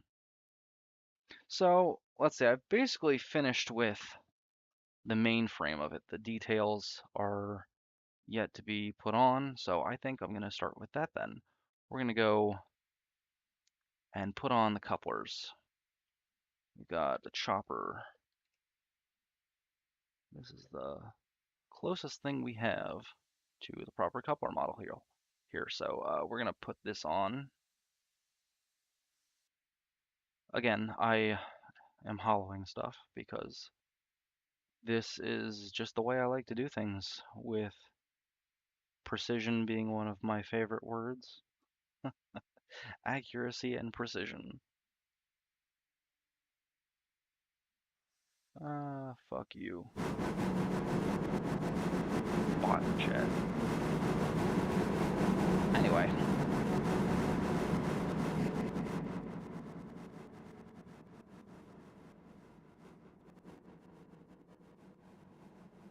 Oh, off he goes.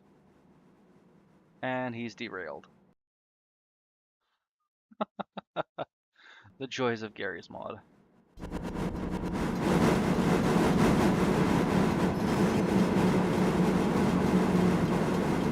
Yeah, fuck those switches too, right? Why line them? They line themselves when you break them.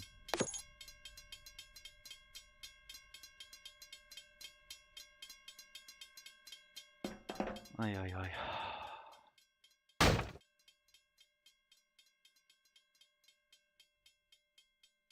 Also, signals.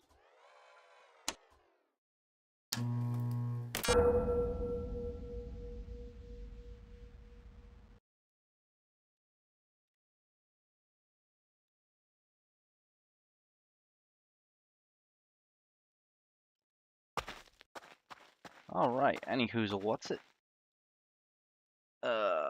Coupler.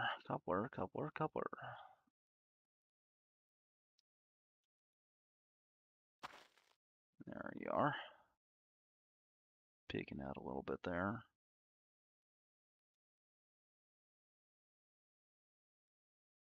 human. There we go. Okay.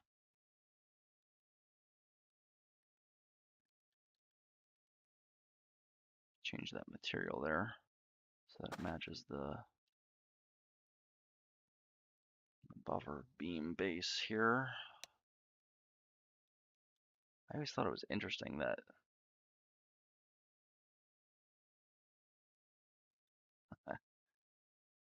yeah, I thought it was interesting that Irish steam engines, or at least these ones, don't have buffers. When I think of stuff across the pond, I always think of stuff that has buffers.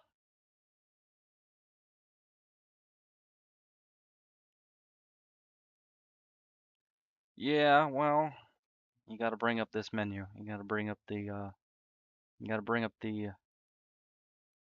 you got to bring up the signal and dispatch menu. You got to have a bind for that, and then you can throw all that stuff. You say they don't want to cooperate, but they don't throw on their own. User error.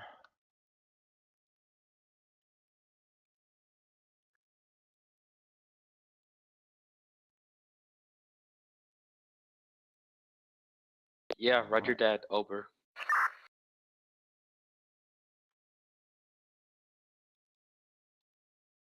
Do this with the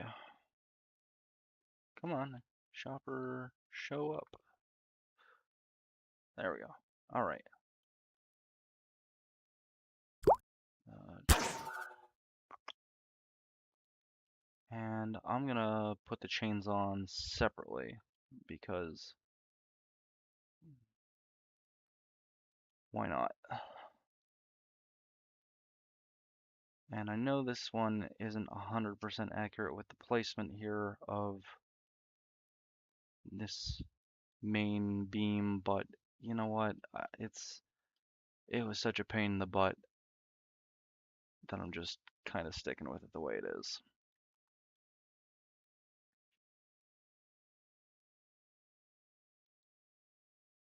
All right, 42.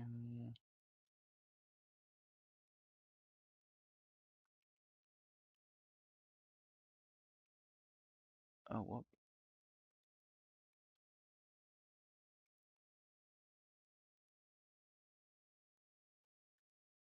yeah, that'll do. That looks okay to me. Maybe back one more.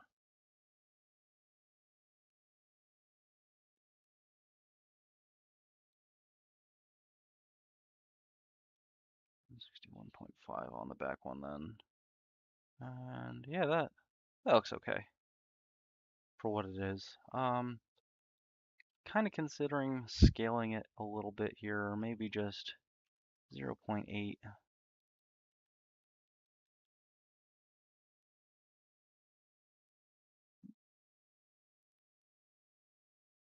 That looks okay. Yeah, I'll take that. All right, now, I guess instead of having these reference pictures up, maybe I'll pull up something else for, oh, why is this?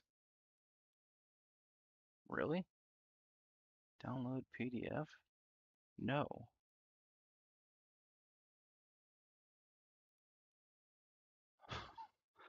Forgot I still had that picture up there too. All right, so let's see. We're gonna show cabin and Lightroom Railway.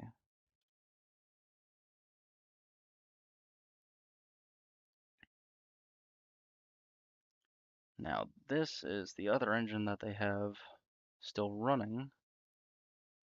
I don't know much about that one, but let's see. Lady Edith. Let's see if, yeah, there we go.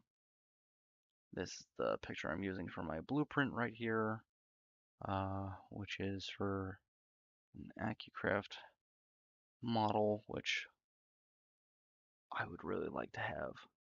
I have an AccuCraft live steamer. It's actually in frame behind me.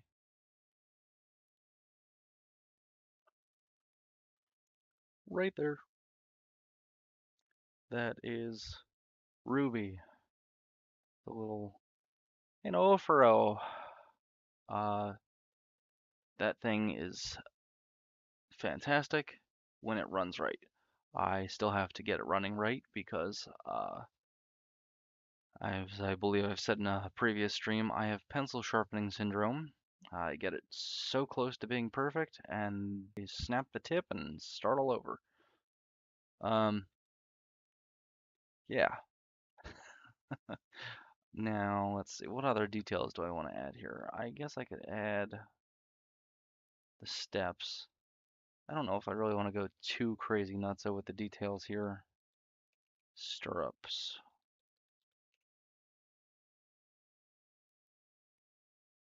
This will be sufficient. I think that'll be a good model. Yeah.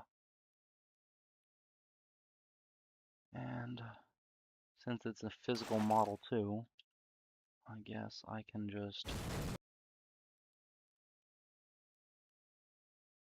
No, it's too low. Never mind. I gotta scale it, so we're gonna put it into hollow anyway.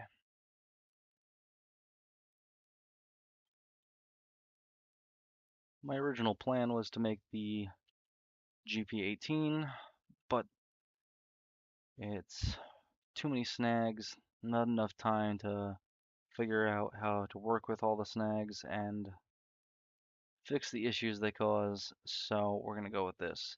I did mention in my Discord, for those of you who are already community members, that if I get 10 more subs, I will be making whatever I make today public. Um, Originally it was going to be the GP18, but I guess I can do the same for this. I'll make this public if I can get 10 more subscribers, be it YouTube, Twitch, combination of the two. Doesn't matter. I will make this public if I can get 10 more.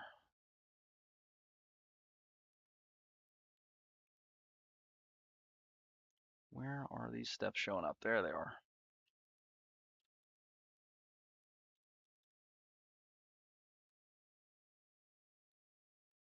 Other side. There we go.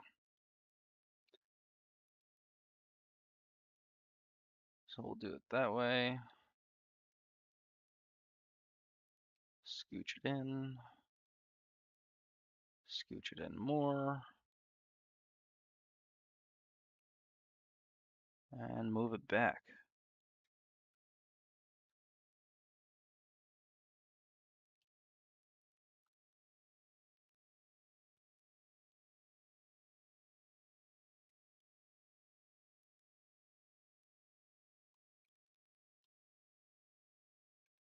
Do 15 and 12.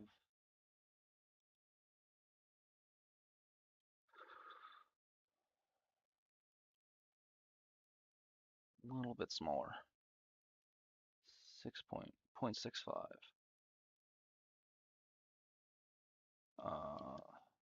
Do 10 up. Whoops. The dreaded beep.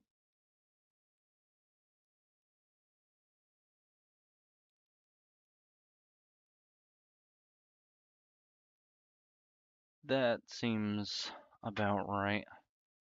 Now we'll make them green. Make them green.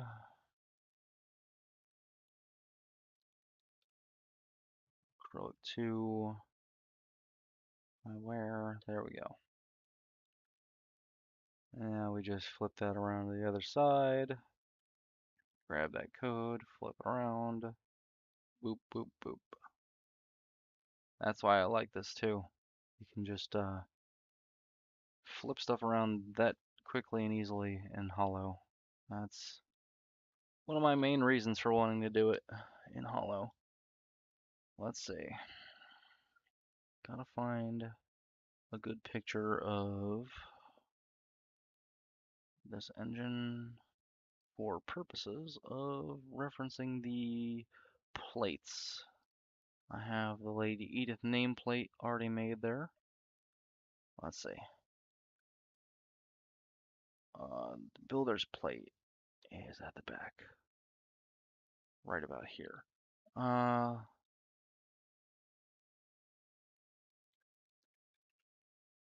No, we have something similar to that. I don't know if I'm going to be able to make it 100% accurate. I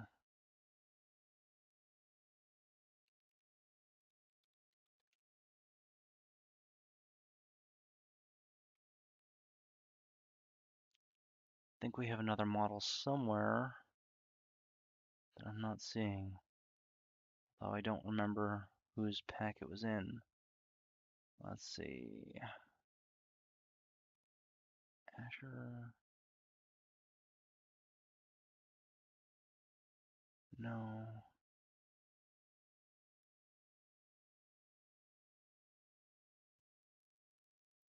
Hmm. No.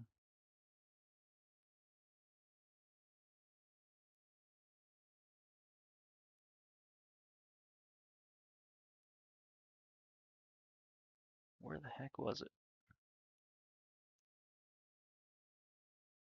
Ah.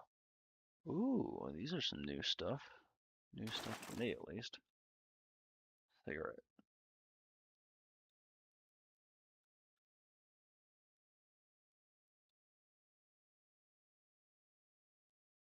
Hmm.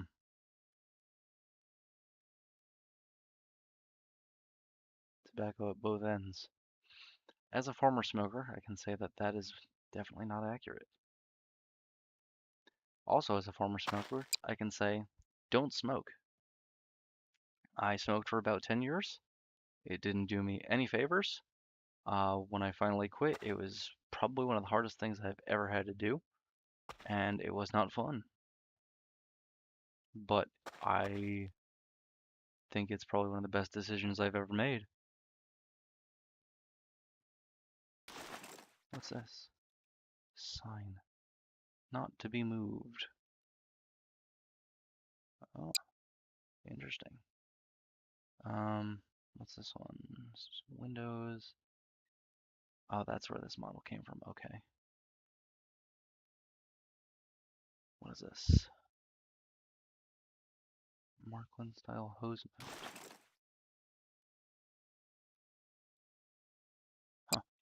Interesting. Okay. Um, I want the builder's plate though. Badge? No. I know we had another model somewhere that was. Oh, maybe I'm thinking of materials. I know there were materials somewhere that showed the builder's badge materials too, but I forget what pack they were in. Let's see. We'll go through. Oh, Asher doesn't have. Okay, it's probably Jinty's stuff though. Okay. It's probably in here if I had to guess. Oh. Miscellaneous. There we go. Builder's badges. Let's see. Robert Stevenson. That's probably what we're going for here, but I believe it's red. I don't know if it's gonna really be that bad.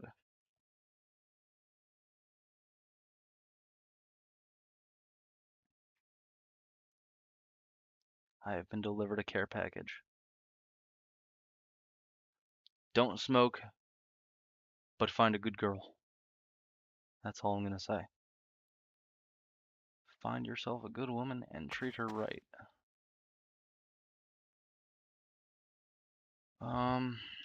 Yeah, so Robert Stevenson Co.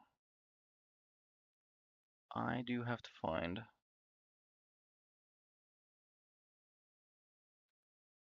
good color picture of this thing. I know I had some. I don't know what I did with them. Because for whatever reason, the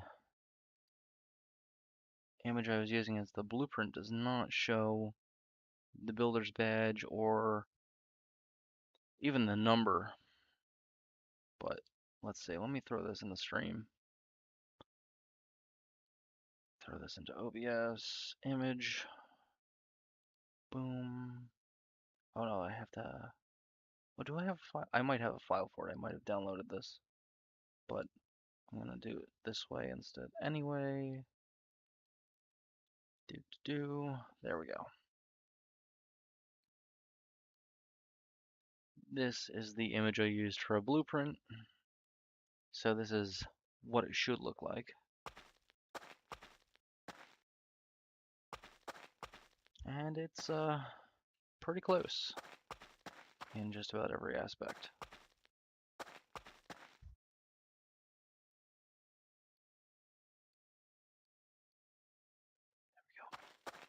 Okay, now there is some piping that is not shown on this blueprint too.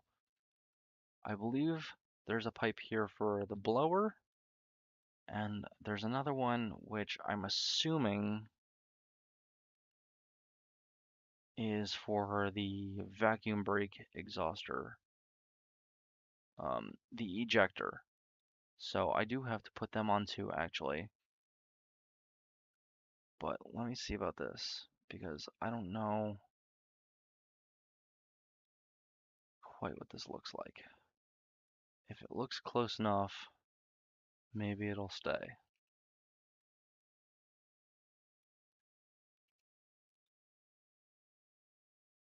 But this is another one of those things that I like to be kind of nitpicky with, is the builder's plates. When I make certain steam engines, I'll actually make the serial numbers on the builder's plates, and they match up with the running number of the engine. So, for example, I did it with the Norfolk and Western 611, the J class that I built a long, long time ago.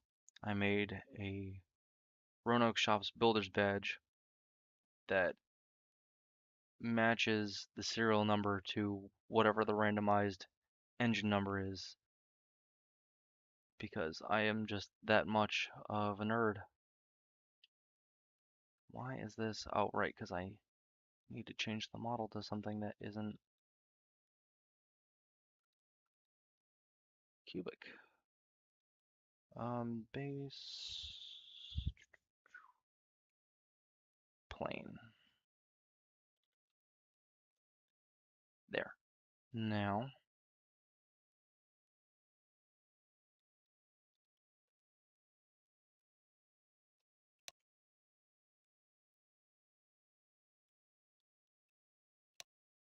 I don't know if that worked.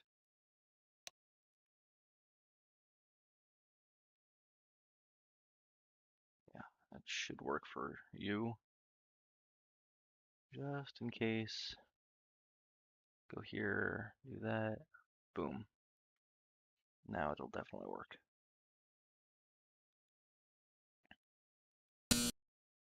Okay. Now I gotta change the color here maybe. Maybe I'll just, for now, just to see what it looks like. Yeah, it's not the shape I want either. I want the round one. So maybe I'll just leave it off for now. For now, I just won't mess with builder's plates. I won't waste my time. No, sirree. Won't waste my time. Now for the number. Trying to figure out exactly what the font would be, because I've got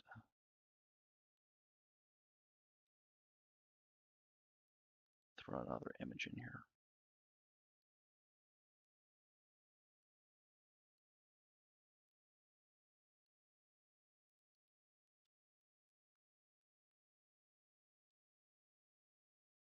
I got this, which shows me the number right there on the side of the cab. And I believe we have a similar enough font for that in Zexiv's pack, I believe. So I'm going to throw that in if I can find it. Whee! All the way down to Z. Alright. Zexiv's fonts.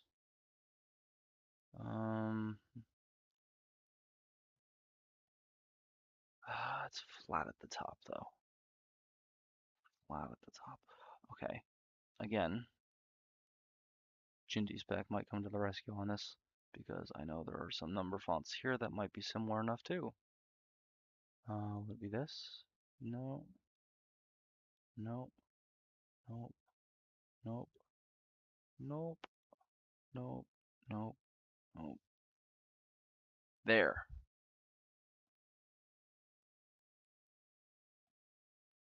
That looks pretty damn good to me.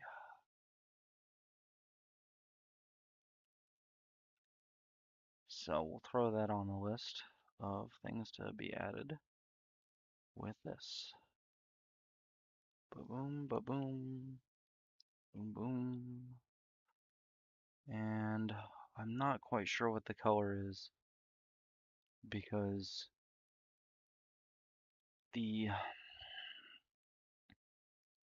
state lady Edith is currently in. She actually does not have that number painted on the side of her cab either. So I guess if I had to guess, I'd say it's probably like a gold.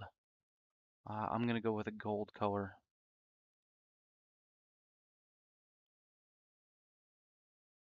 So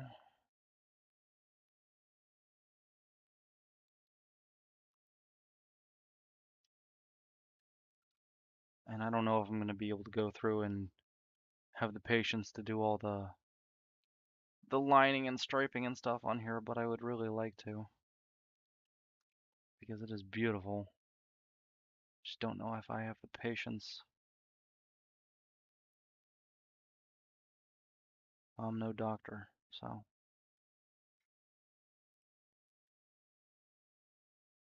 put them tits.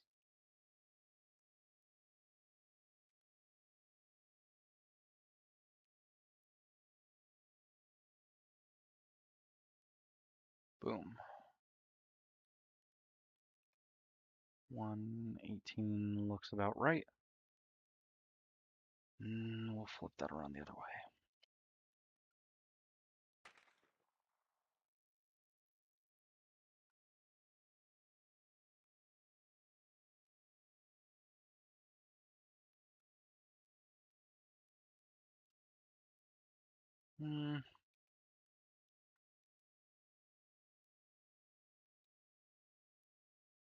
Yeah, that looks good.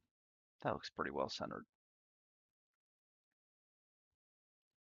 Let's see about the size of it though. I'm thinking it might be a little bit big. Yeah, it's a little bit big. Just a wee bit big. That might be small. That looks about right. Good enough for me. Okay. Now,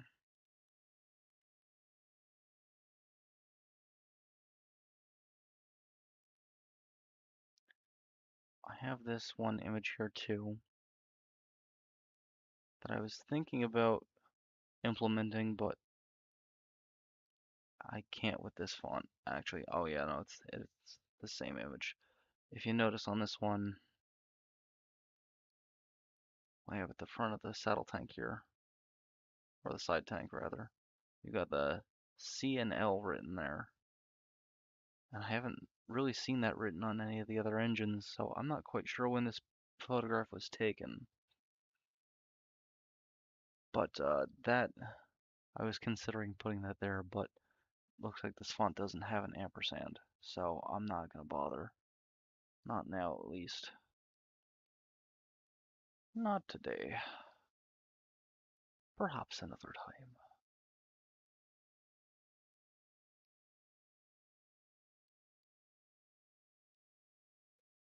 Okay, back to it.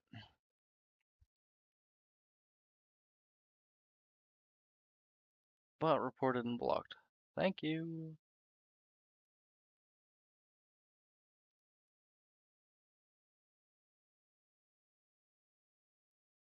I have to find a way to actually appoint you to be moderator.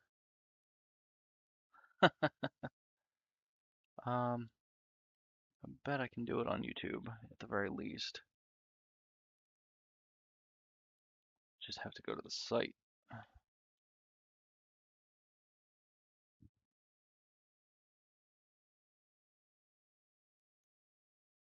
View my channel. Badoom, badoom, badoom.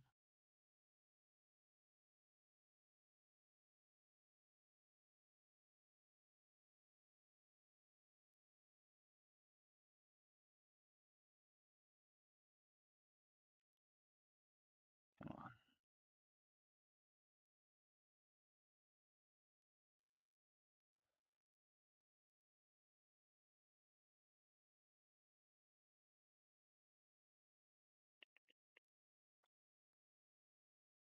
Oh, it doesn't show me the chats from previous moments. And I don't know how the heck to change stuff. Oh, technology.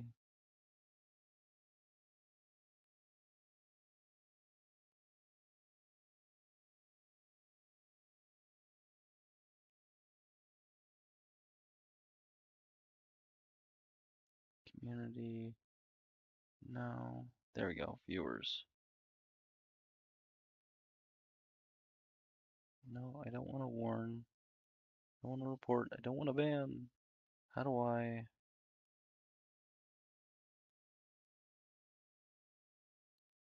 Ugh. This is a task for another time. Oh well. We will figure it out eventually, one way or another. Now for YouTube, there we go.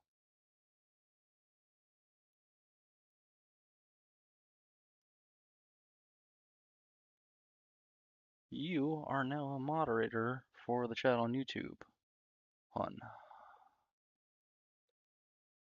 I don't know if you're listening, but if you are, there you go.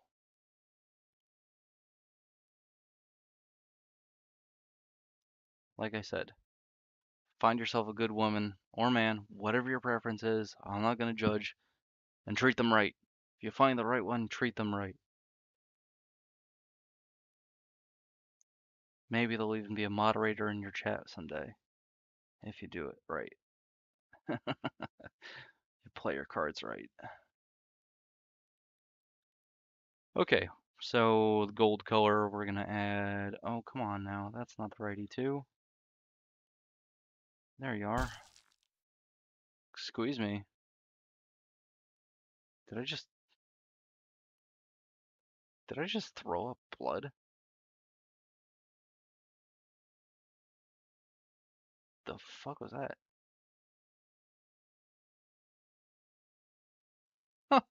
What?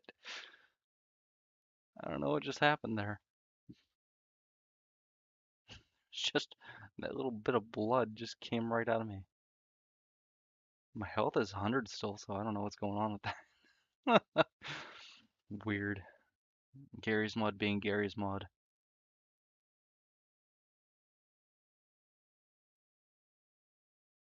Okay, gold equals, there we go. Just that way it matches the gold color for the nameplate. Now I go down here. Where are ya? Where'd you go? There it is. Hollow color. Gold.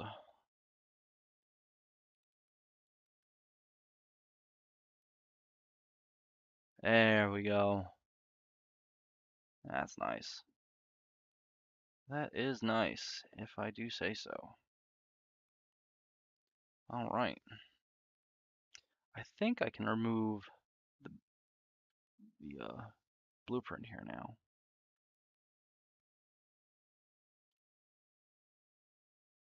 So now we can see the fruits of my labor better. Yeah, this thing is not turning out too bad. Again, if I do say so.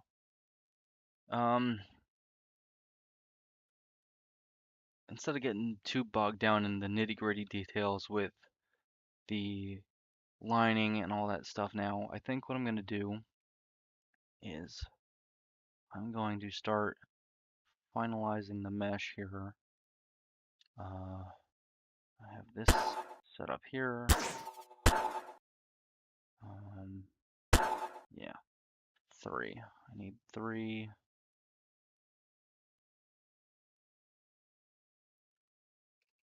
Models, proper textures, acrylic, 2, HW.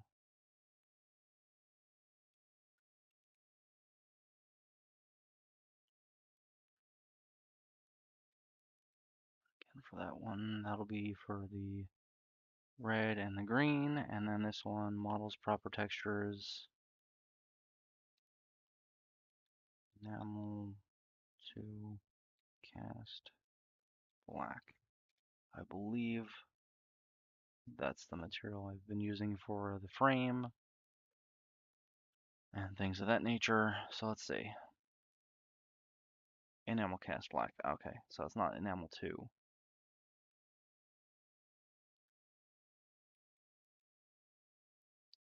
Cash black, yes.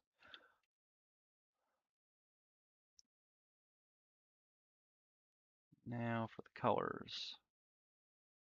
Firm changes. The green, 29, 108, 25.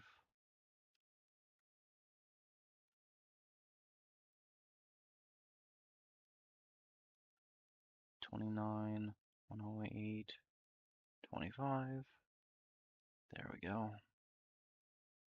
And actually this one's going to be acrylic 2 red HW because I didn't bother coloring the prop. I let the material do it for me. Nothing wrong with that. Okay. Now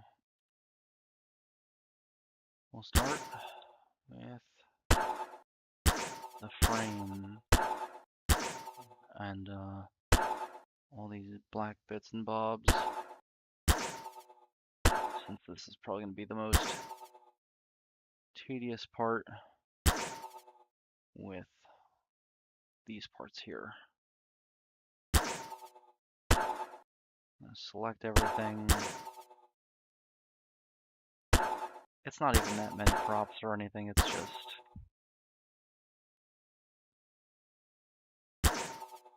just that there's more here than there is above. That's selected. That's the firebox, that's in hollow. Boom, boom, boom, boom, boom.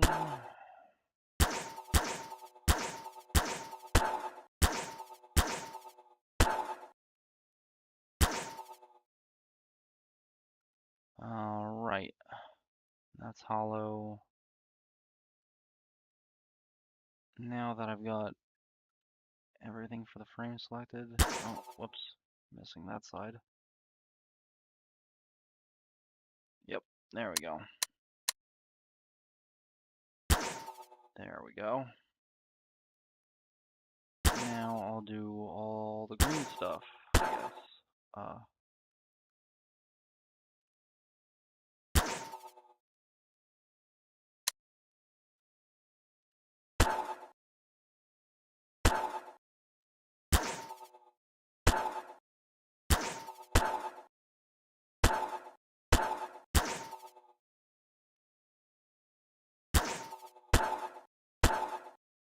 guess there is a decent amount of green stuff on this thing too. The dome is hollow. The firebox is hollow. Let's see. Down the pillow. Get the side. And the cab. We'll do the cab.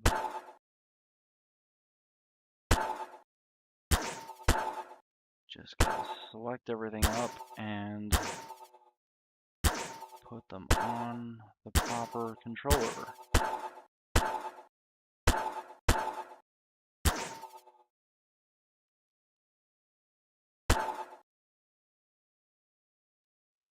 Just gotta make sure I've got everything, because I can only really do this once. And then you gotta make another controller for anything else that you might have missed. And that's just a pain. Makes a jumbled mess out of things. I don't want to do that. Nobody does. There we go. The real way to tell if you've gotten everything is once you've gotten it all, if you think you've gotten it all, you just gotta move it a little bit and find out. Okay, those are the only two red things I've got, so that should be good. I believe I've already got this welded to the base prop here. So, actually, I feel like there's some stuff that, yeah, okay, so what I'm gonna do instead then is I'm gonna remove the welds from everything then, because I think I welded some of these props to the base originally, and I'm afraid that if I move it with that, it's gonna screw everything up. So let's take a quick save too, just to be safe. Woo! She said, "I want to break free." Okay, there we go. If you could stop orbiting, big preach. Okay, I think that's everything. Yeah, there we go. Now you can see all the stuff that I had that was, oh, shoot. Oh! Of course I would forget the one thing. Well, that's alright, that's why I took a save.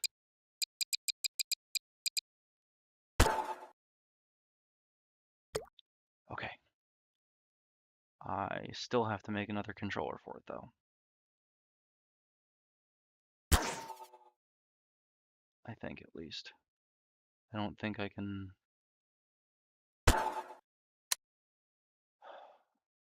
I guess in reality I could just select it all again then.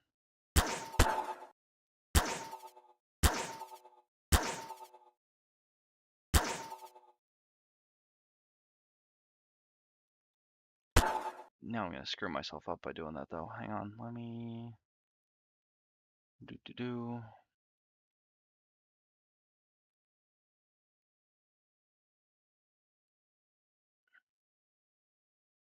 I wish there was a delete all function.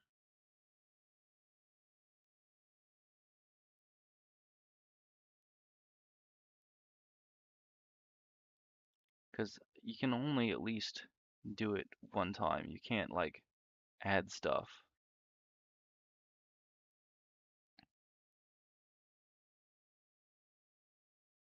Which is a real pain in the ass. That's the one thing that I hate about prop to mesh. Everything else is really great about it. It really helps to improve the performance, and it's really easy to just select everything and then slap it to the controller on the chip. But I really wish they would make it easier to add stuff to it without, jacking it around like this.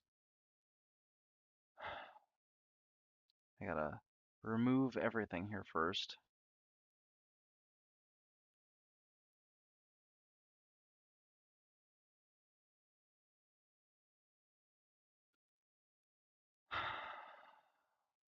Could I technically have removed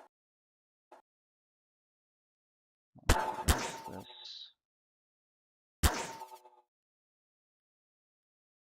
It's not a whole lot of props, which is good. I think I'd be more pissed if I was doing an American engine that has, you know, probably hundreds of things that I'd have to select. And then I missed something. I think then I'd be a little bit more pissed.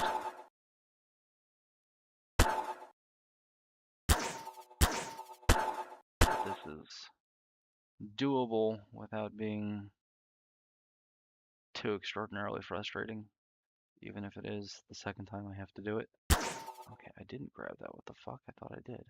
Well, good thing I checked. This is why we check. Check, check, double check. Boom, boom, boom. Everything is green and glowy and kind of see-through. Then everything is selected. And I can... Boom. Now... Oof! Big slamma-jamma. Okay. Yep. Looks good to me. I don't think I left anything behind this time.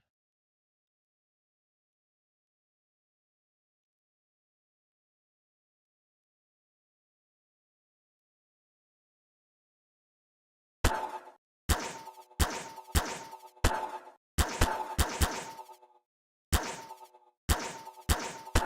do still have the old code if I need it. Here's to hoping I don't. Oh, I didn't parent this.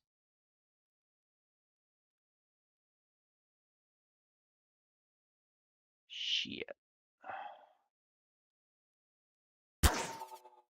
Alright, no big deal. We fix.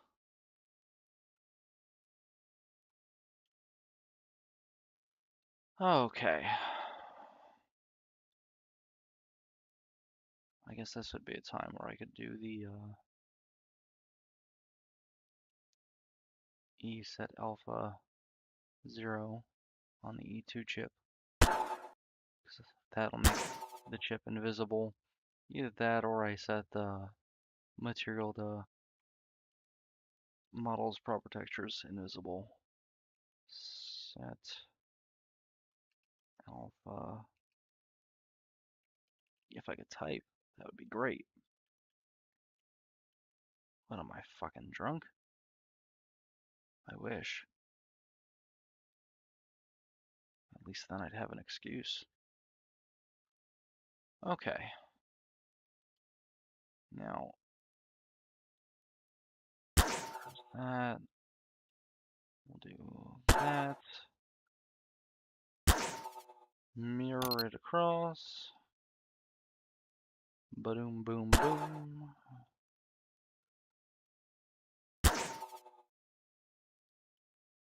Shit.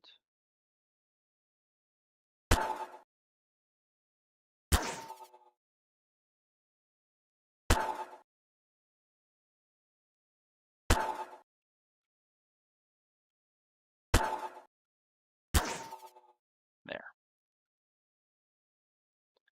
That ought to do it. Now,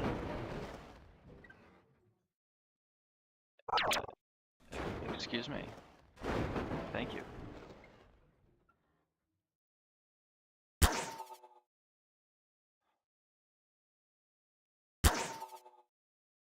Now, I think I'm going to see if I can get some 3-foot gauge track spawned in.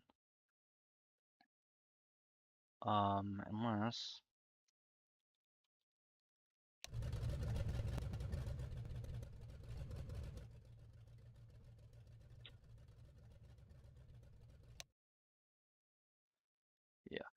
I think I'm gonna just switch to a 3-foot gauge map so I can give it a little bit of a rolling test.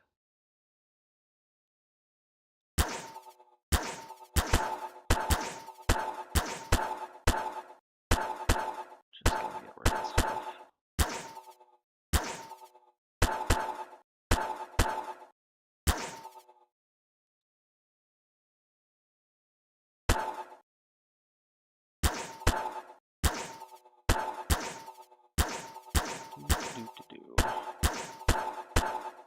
Delete. Delete.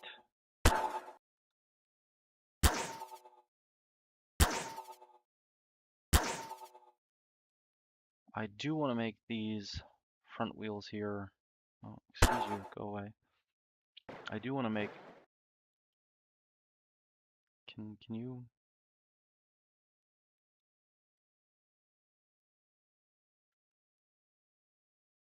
Whatever, that'll go away. Oh right, the seats. Rather the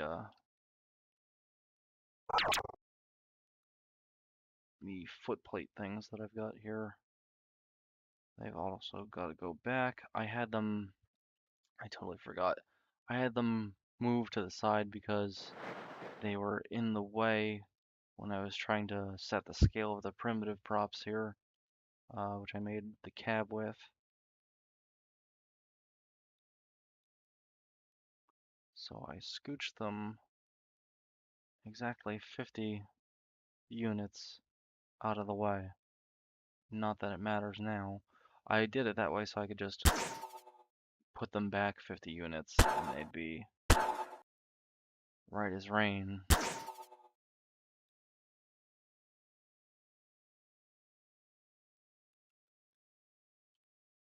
Let's see, where's the other one?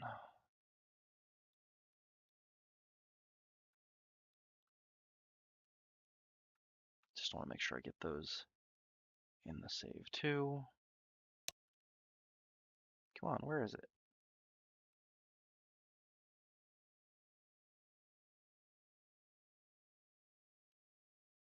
Huh. I know I put one on each side, but I don't know where it went now. Should have been over here somewhere. Well, you know what? I can probably find it like this.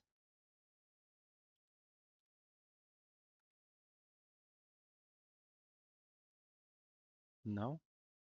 Is it just gone? I mean, I'm not going to complain if it's just gone.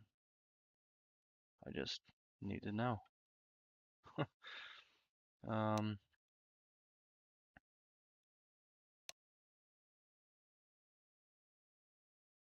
oh, okay. This. I think, if I'm not mistaken, these engines are left-hand side and right-hand side firing. I'm not 100% on that. I had Lady Edith while I was working at Pine Creek, but I was young and dumb and didn't take any pictures, so I don't really have much reference on that front. There's not a whole lot in the way of pictures and videos of the engine, unfortunately. Not from a detail standpoint or even an operating standpoint. There's, I believe, some footage of her running at Pine Creek, but not a lot.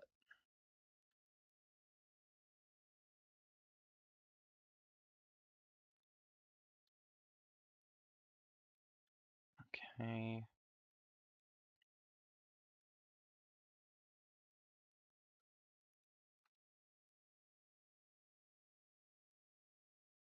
That's a pretty good view. That's also a pretty good view. I'll take that. Yeah, that works. Boom, boom, boom. I'll leave this one out, but I think I want to put this one in here for safekeeping, and I think I'm going to constrain it too because it's ready.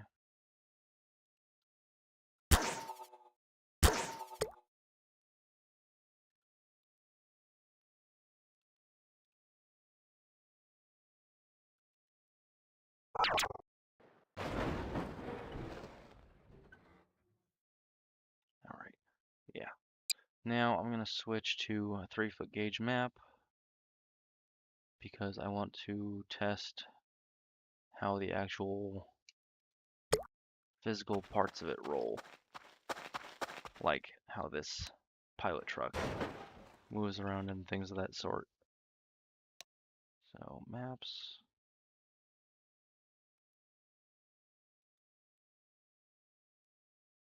Sorry, buddy, we're switching maps.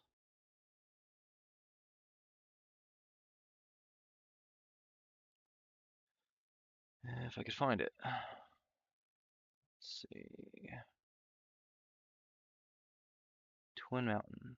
There we go. Boom. And now we wait.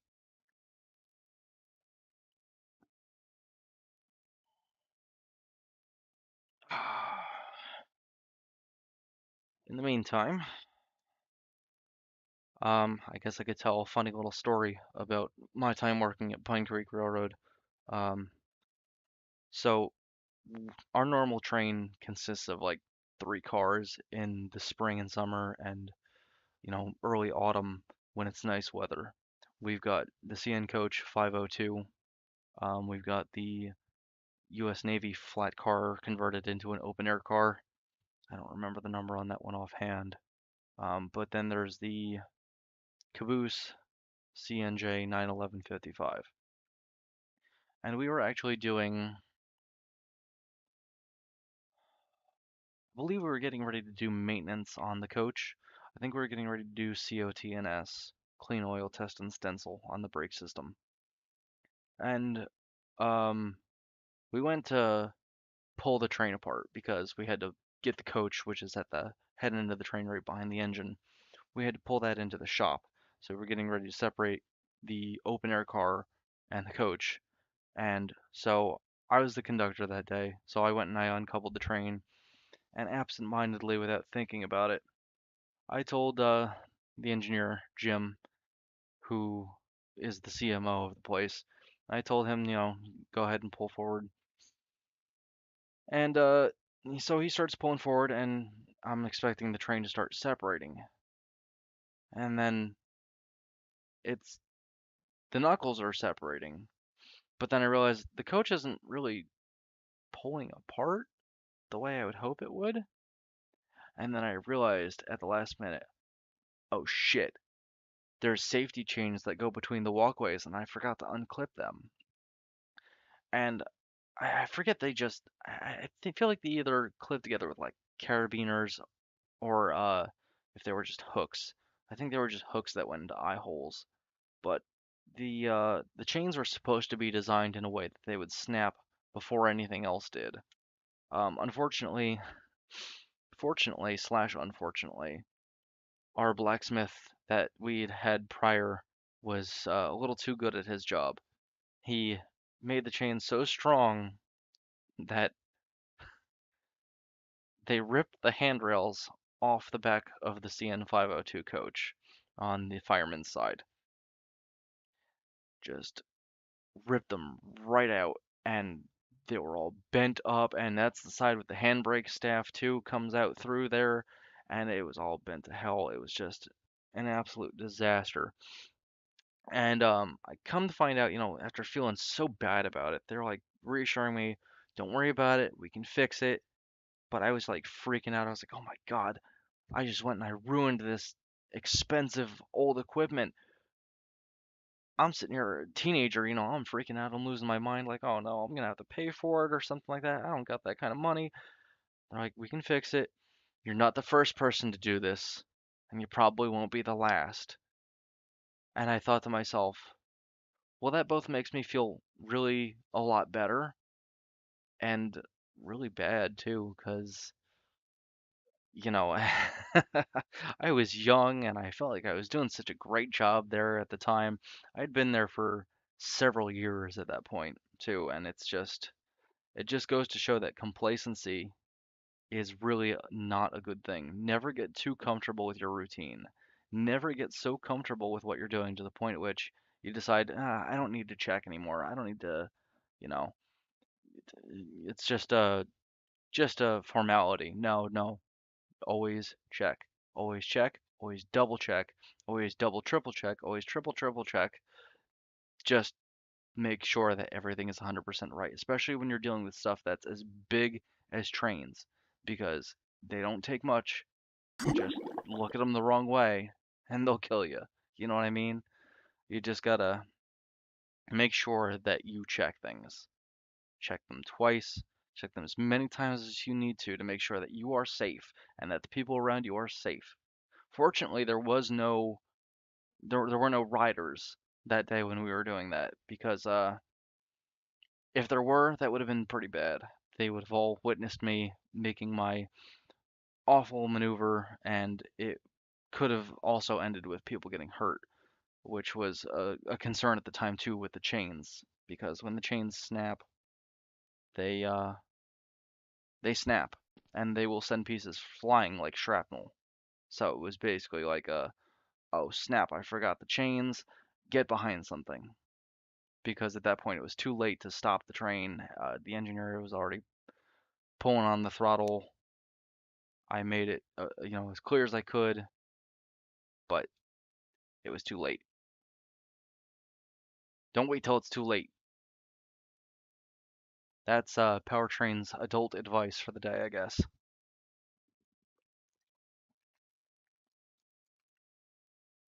Don't wait, act now.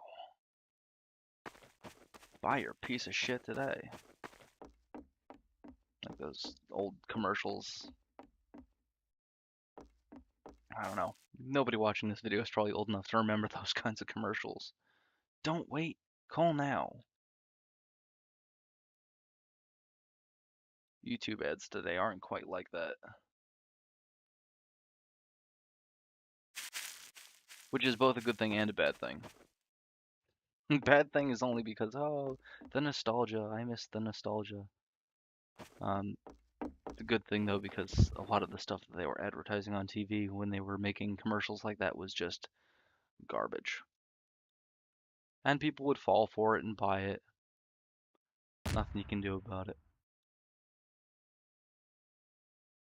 Something just blew up. Something just blew up closer. And he's dead. Man down! Man down!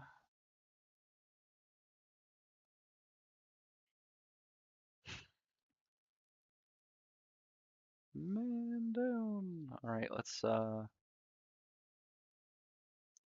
get out the old engine again. Another interesting thing about my time at Pine Creek is that this engine was built in 1887. That's pretty damn old. Older than me, if you can imagine. And the funny thing is, it's not the oldest thing that they have at Pine Creek. Uh, the oldest thing that they have is actually the caboose, the C&J caboose, number 91155. It's actually, it goes back to 1874 when it was built as a boxcar. So, that is pretty gosh darn old. Old. Old like me. Yeah, you whippersnappers. Don't mind me, I'm just insane.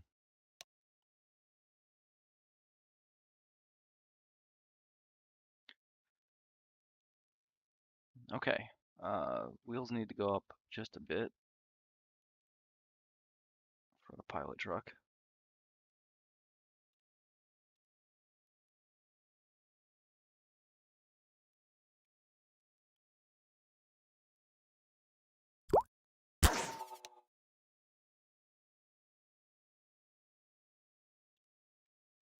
There we go. There we go. Now, I'm gonna weld. Oh, I gotta change the weights on the pilot truck too, I bet. But that's a little light. That is, at least. Okay.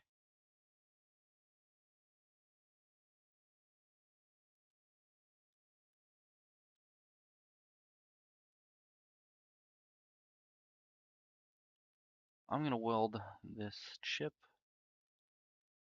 for now, just so I can take it with me if I need it.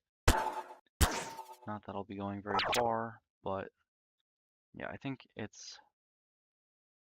driver's on this side, if I'm not mistaken, with these engines.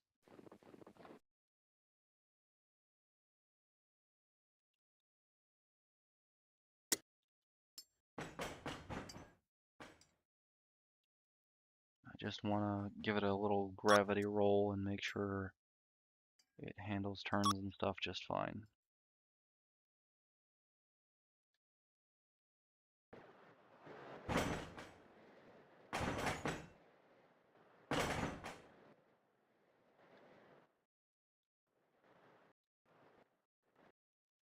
Come on. Oh!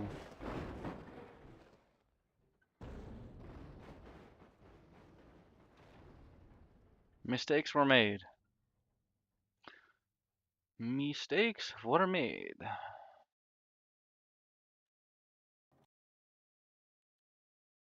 Okay.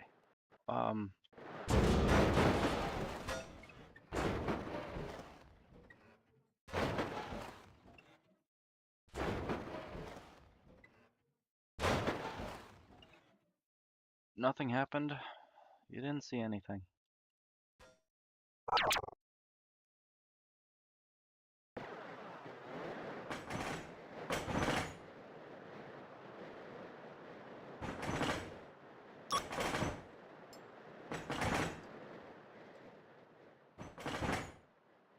Seems good enough to me.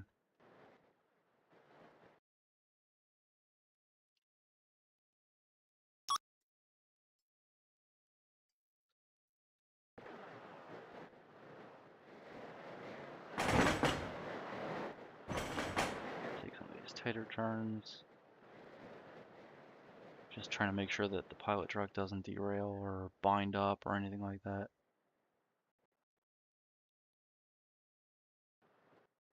Whoop.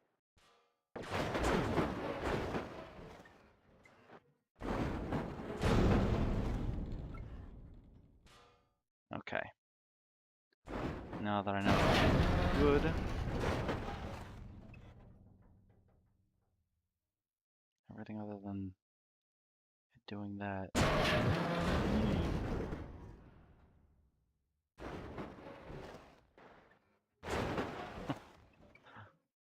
Good thing I can't break this. Right. I guess I'll go ahead and put the main chip on it now then. We'll go to my go-to. I think I spelled that wrong. Definitive Edition. Okay.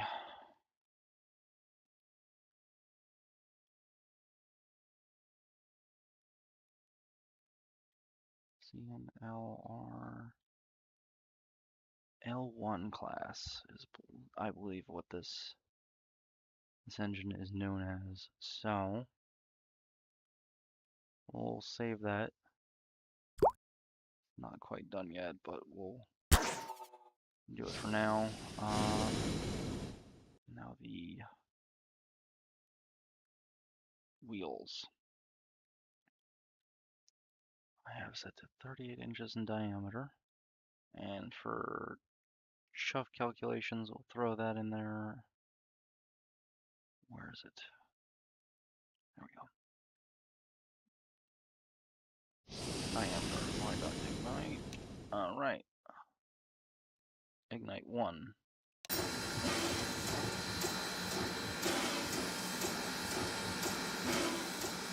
Ignite more. sound because they will probably be changing.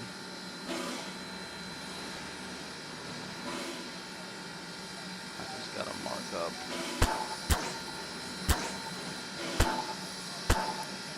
wheels for physics stuff, brakes and power, and then pod controller over here, another one over here, one for each seat.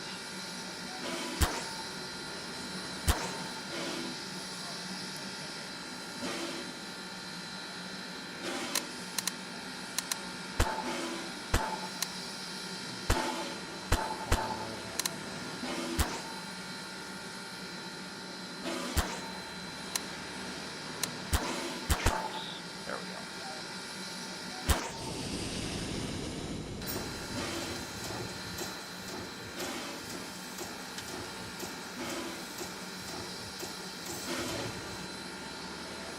Just want to get some power here.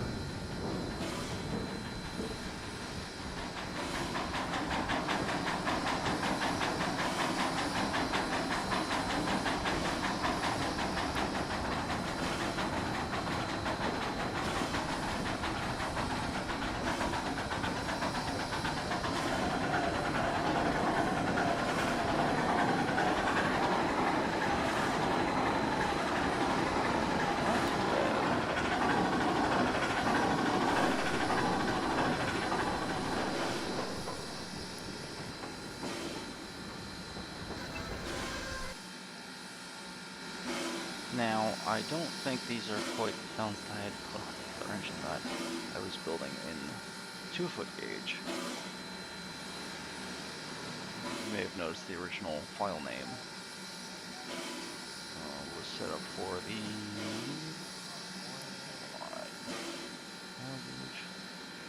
where am I? Monsters Incorporated.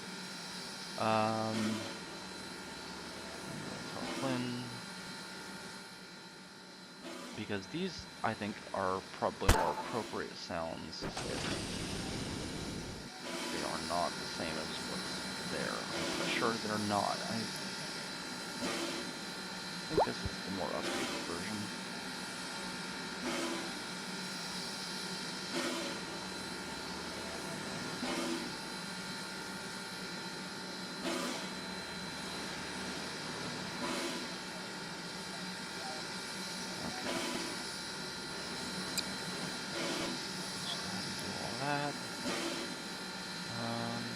Everything from here up to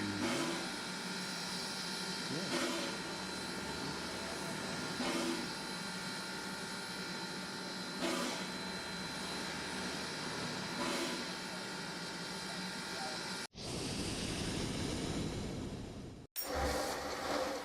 There we go.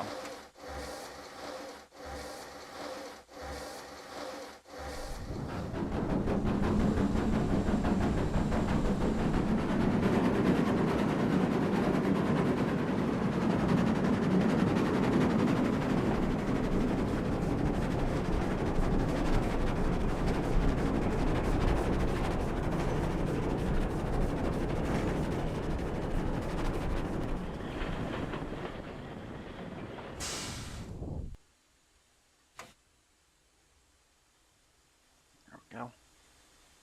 That sounds pretty good.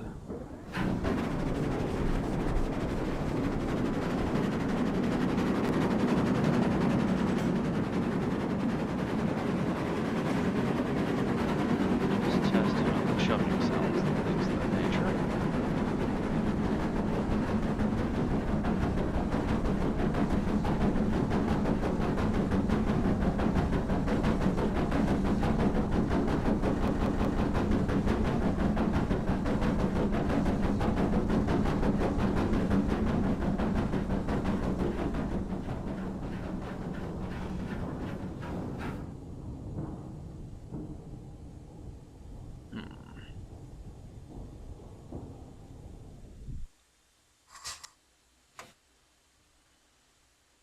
Now I'll back it up to the shed.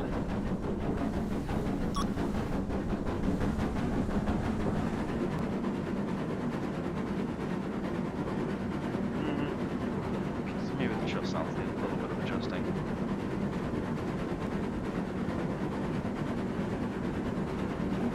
Not too bad though.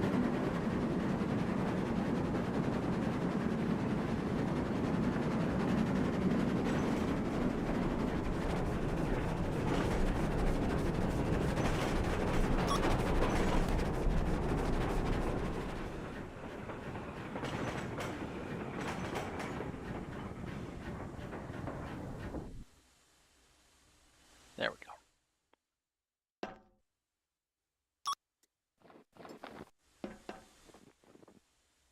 And now we'll try to mess with some of the controls, I guess. Again, I don't have any good pictures of the cab of this engine. I really wish I did.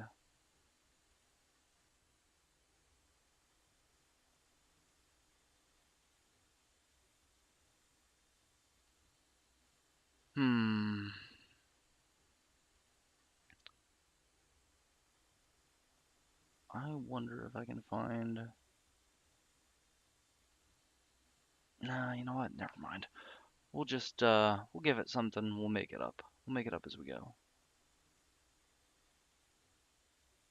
I bet I can find something better here.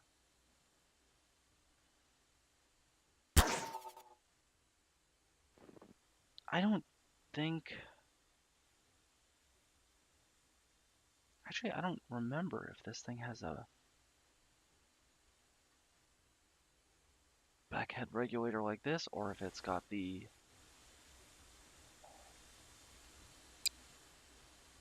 I forget what they call it. The one that gets better leverage, though. Let's see. I know I've got options. I've got... Yeah, there we go. I've got these interesting E2s. No, I definitely don't think it's something like that. I believe that's more of a German design.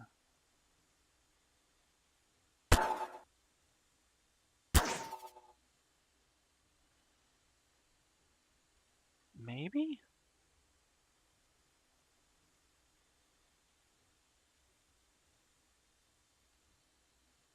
I don't think it's that either.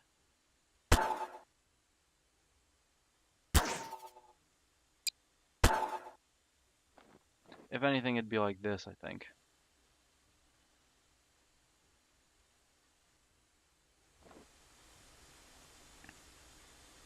This is a little bit big, though. Hopefully I can scale this. Good.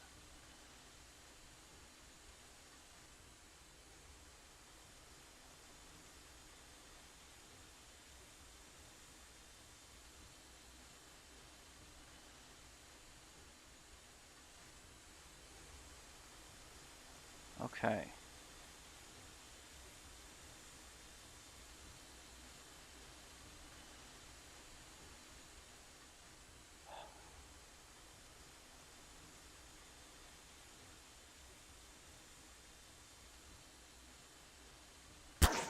Throttle to throttle.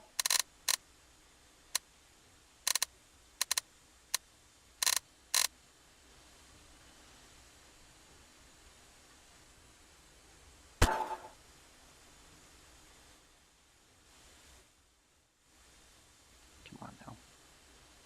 Just trying to make sure it's good and lined up here before I parent it, so it's not like lopsided.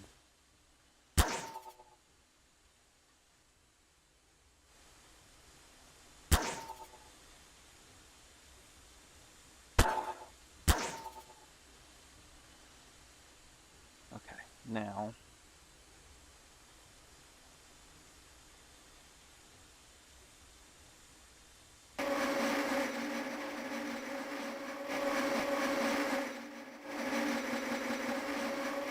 bug with this code. The wheel slip sounds don't stop when you're stuck like that, staying still It just does not care for that. Okay, well, that I think is just about where we're gonna.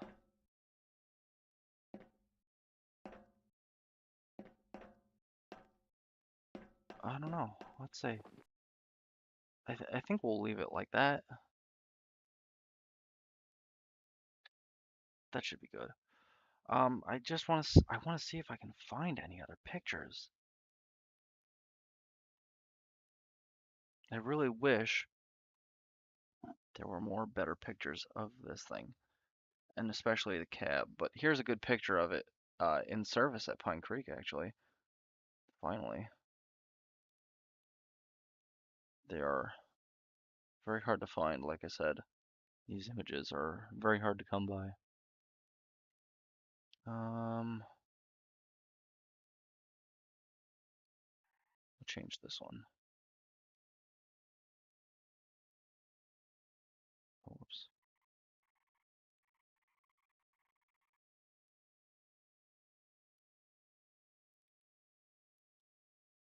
There we go. This is back in probably the 80s or 90s at this point. Lady Edith in the center. On the right is Ely Thomas Lumber Company, Shea number 6. And on the left hand side is Surrey, Sussex, and Southampton, Baldwin 262, number 26. That is a good picture right there. There's also a picture somewhere of all three of these engines triple heading the train. I haven't seen that picture in a while, but that's a really good picture. I wish there was video footage of that.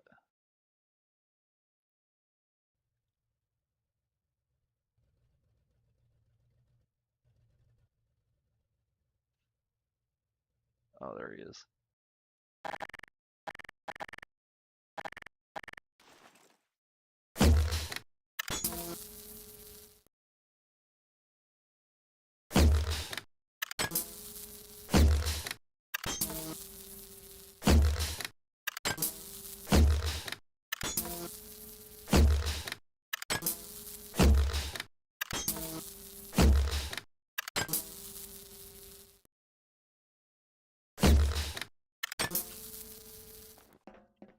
Get out of here, cop. Okay,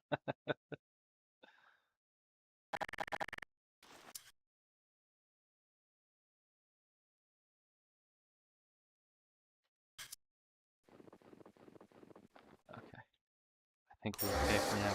I don't think it's coming for us.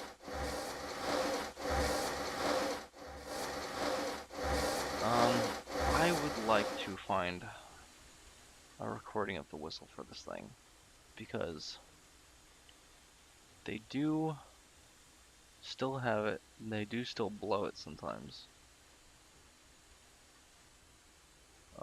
For Railroaders Weekend specific, to find that, a video of that or something.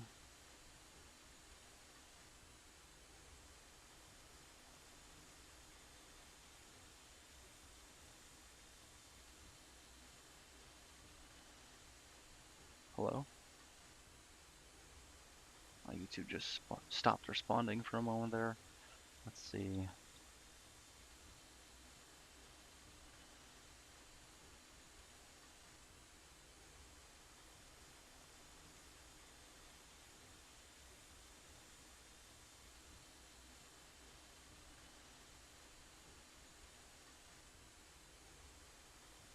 Yeah, here we go.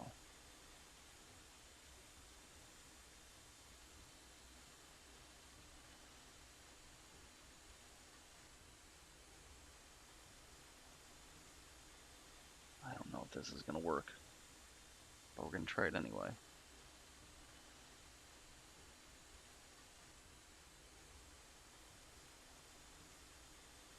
Oh, shush you.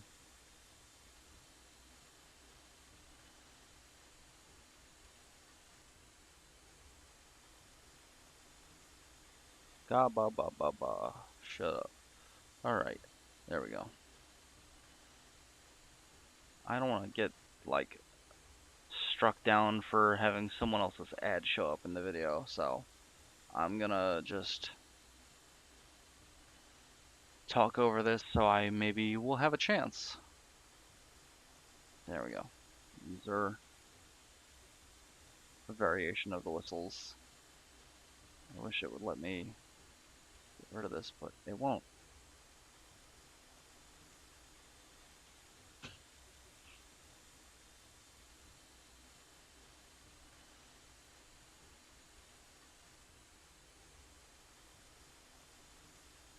I don't know if the audio is even playing. I don't think it is. Anyway.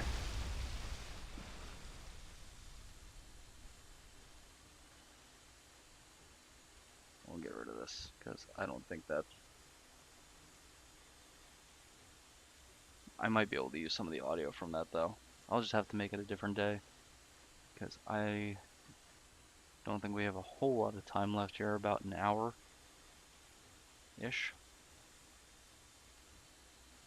Yeah.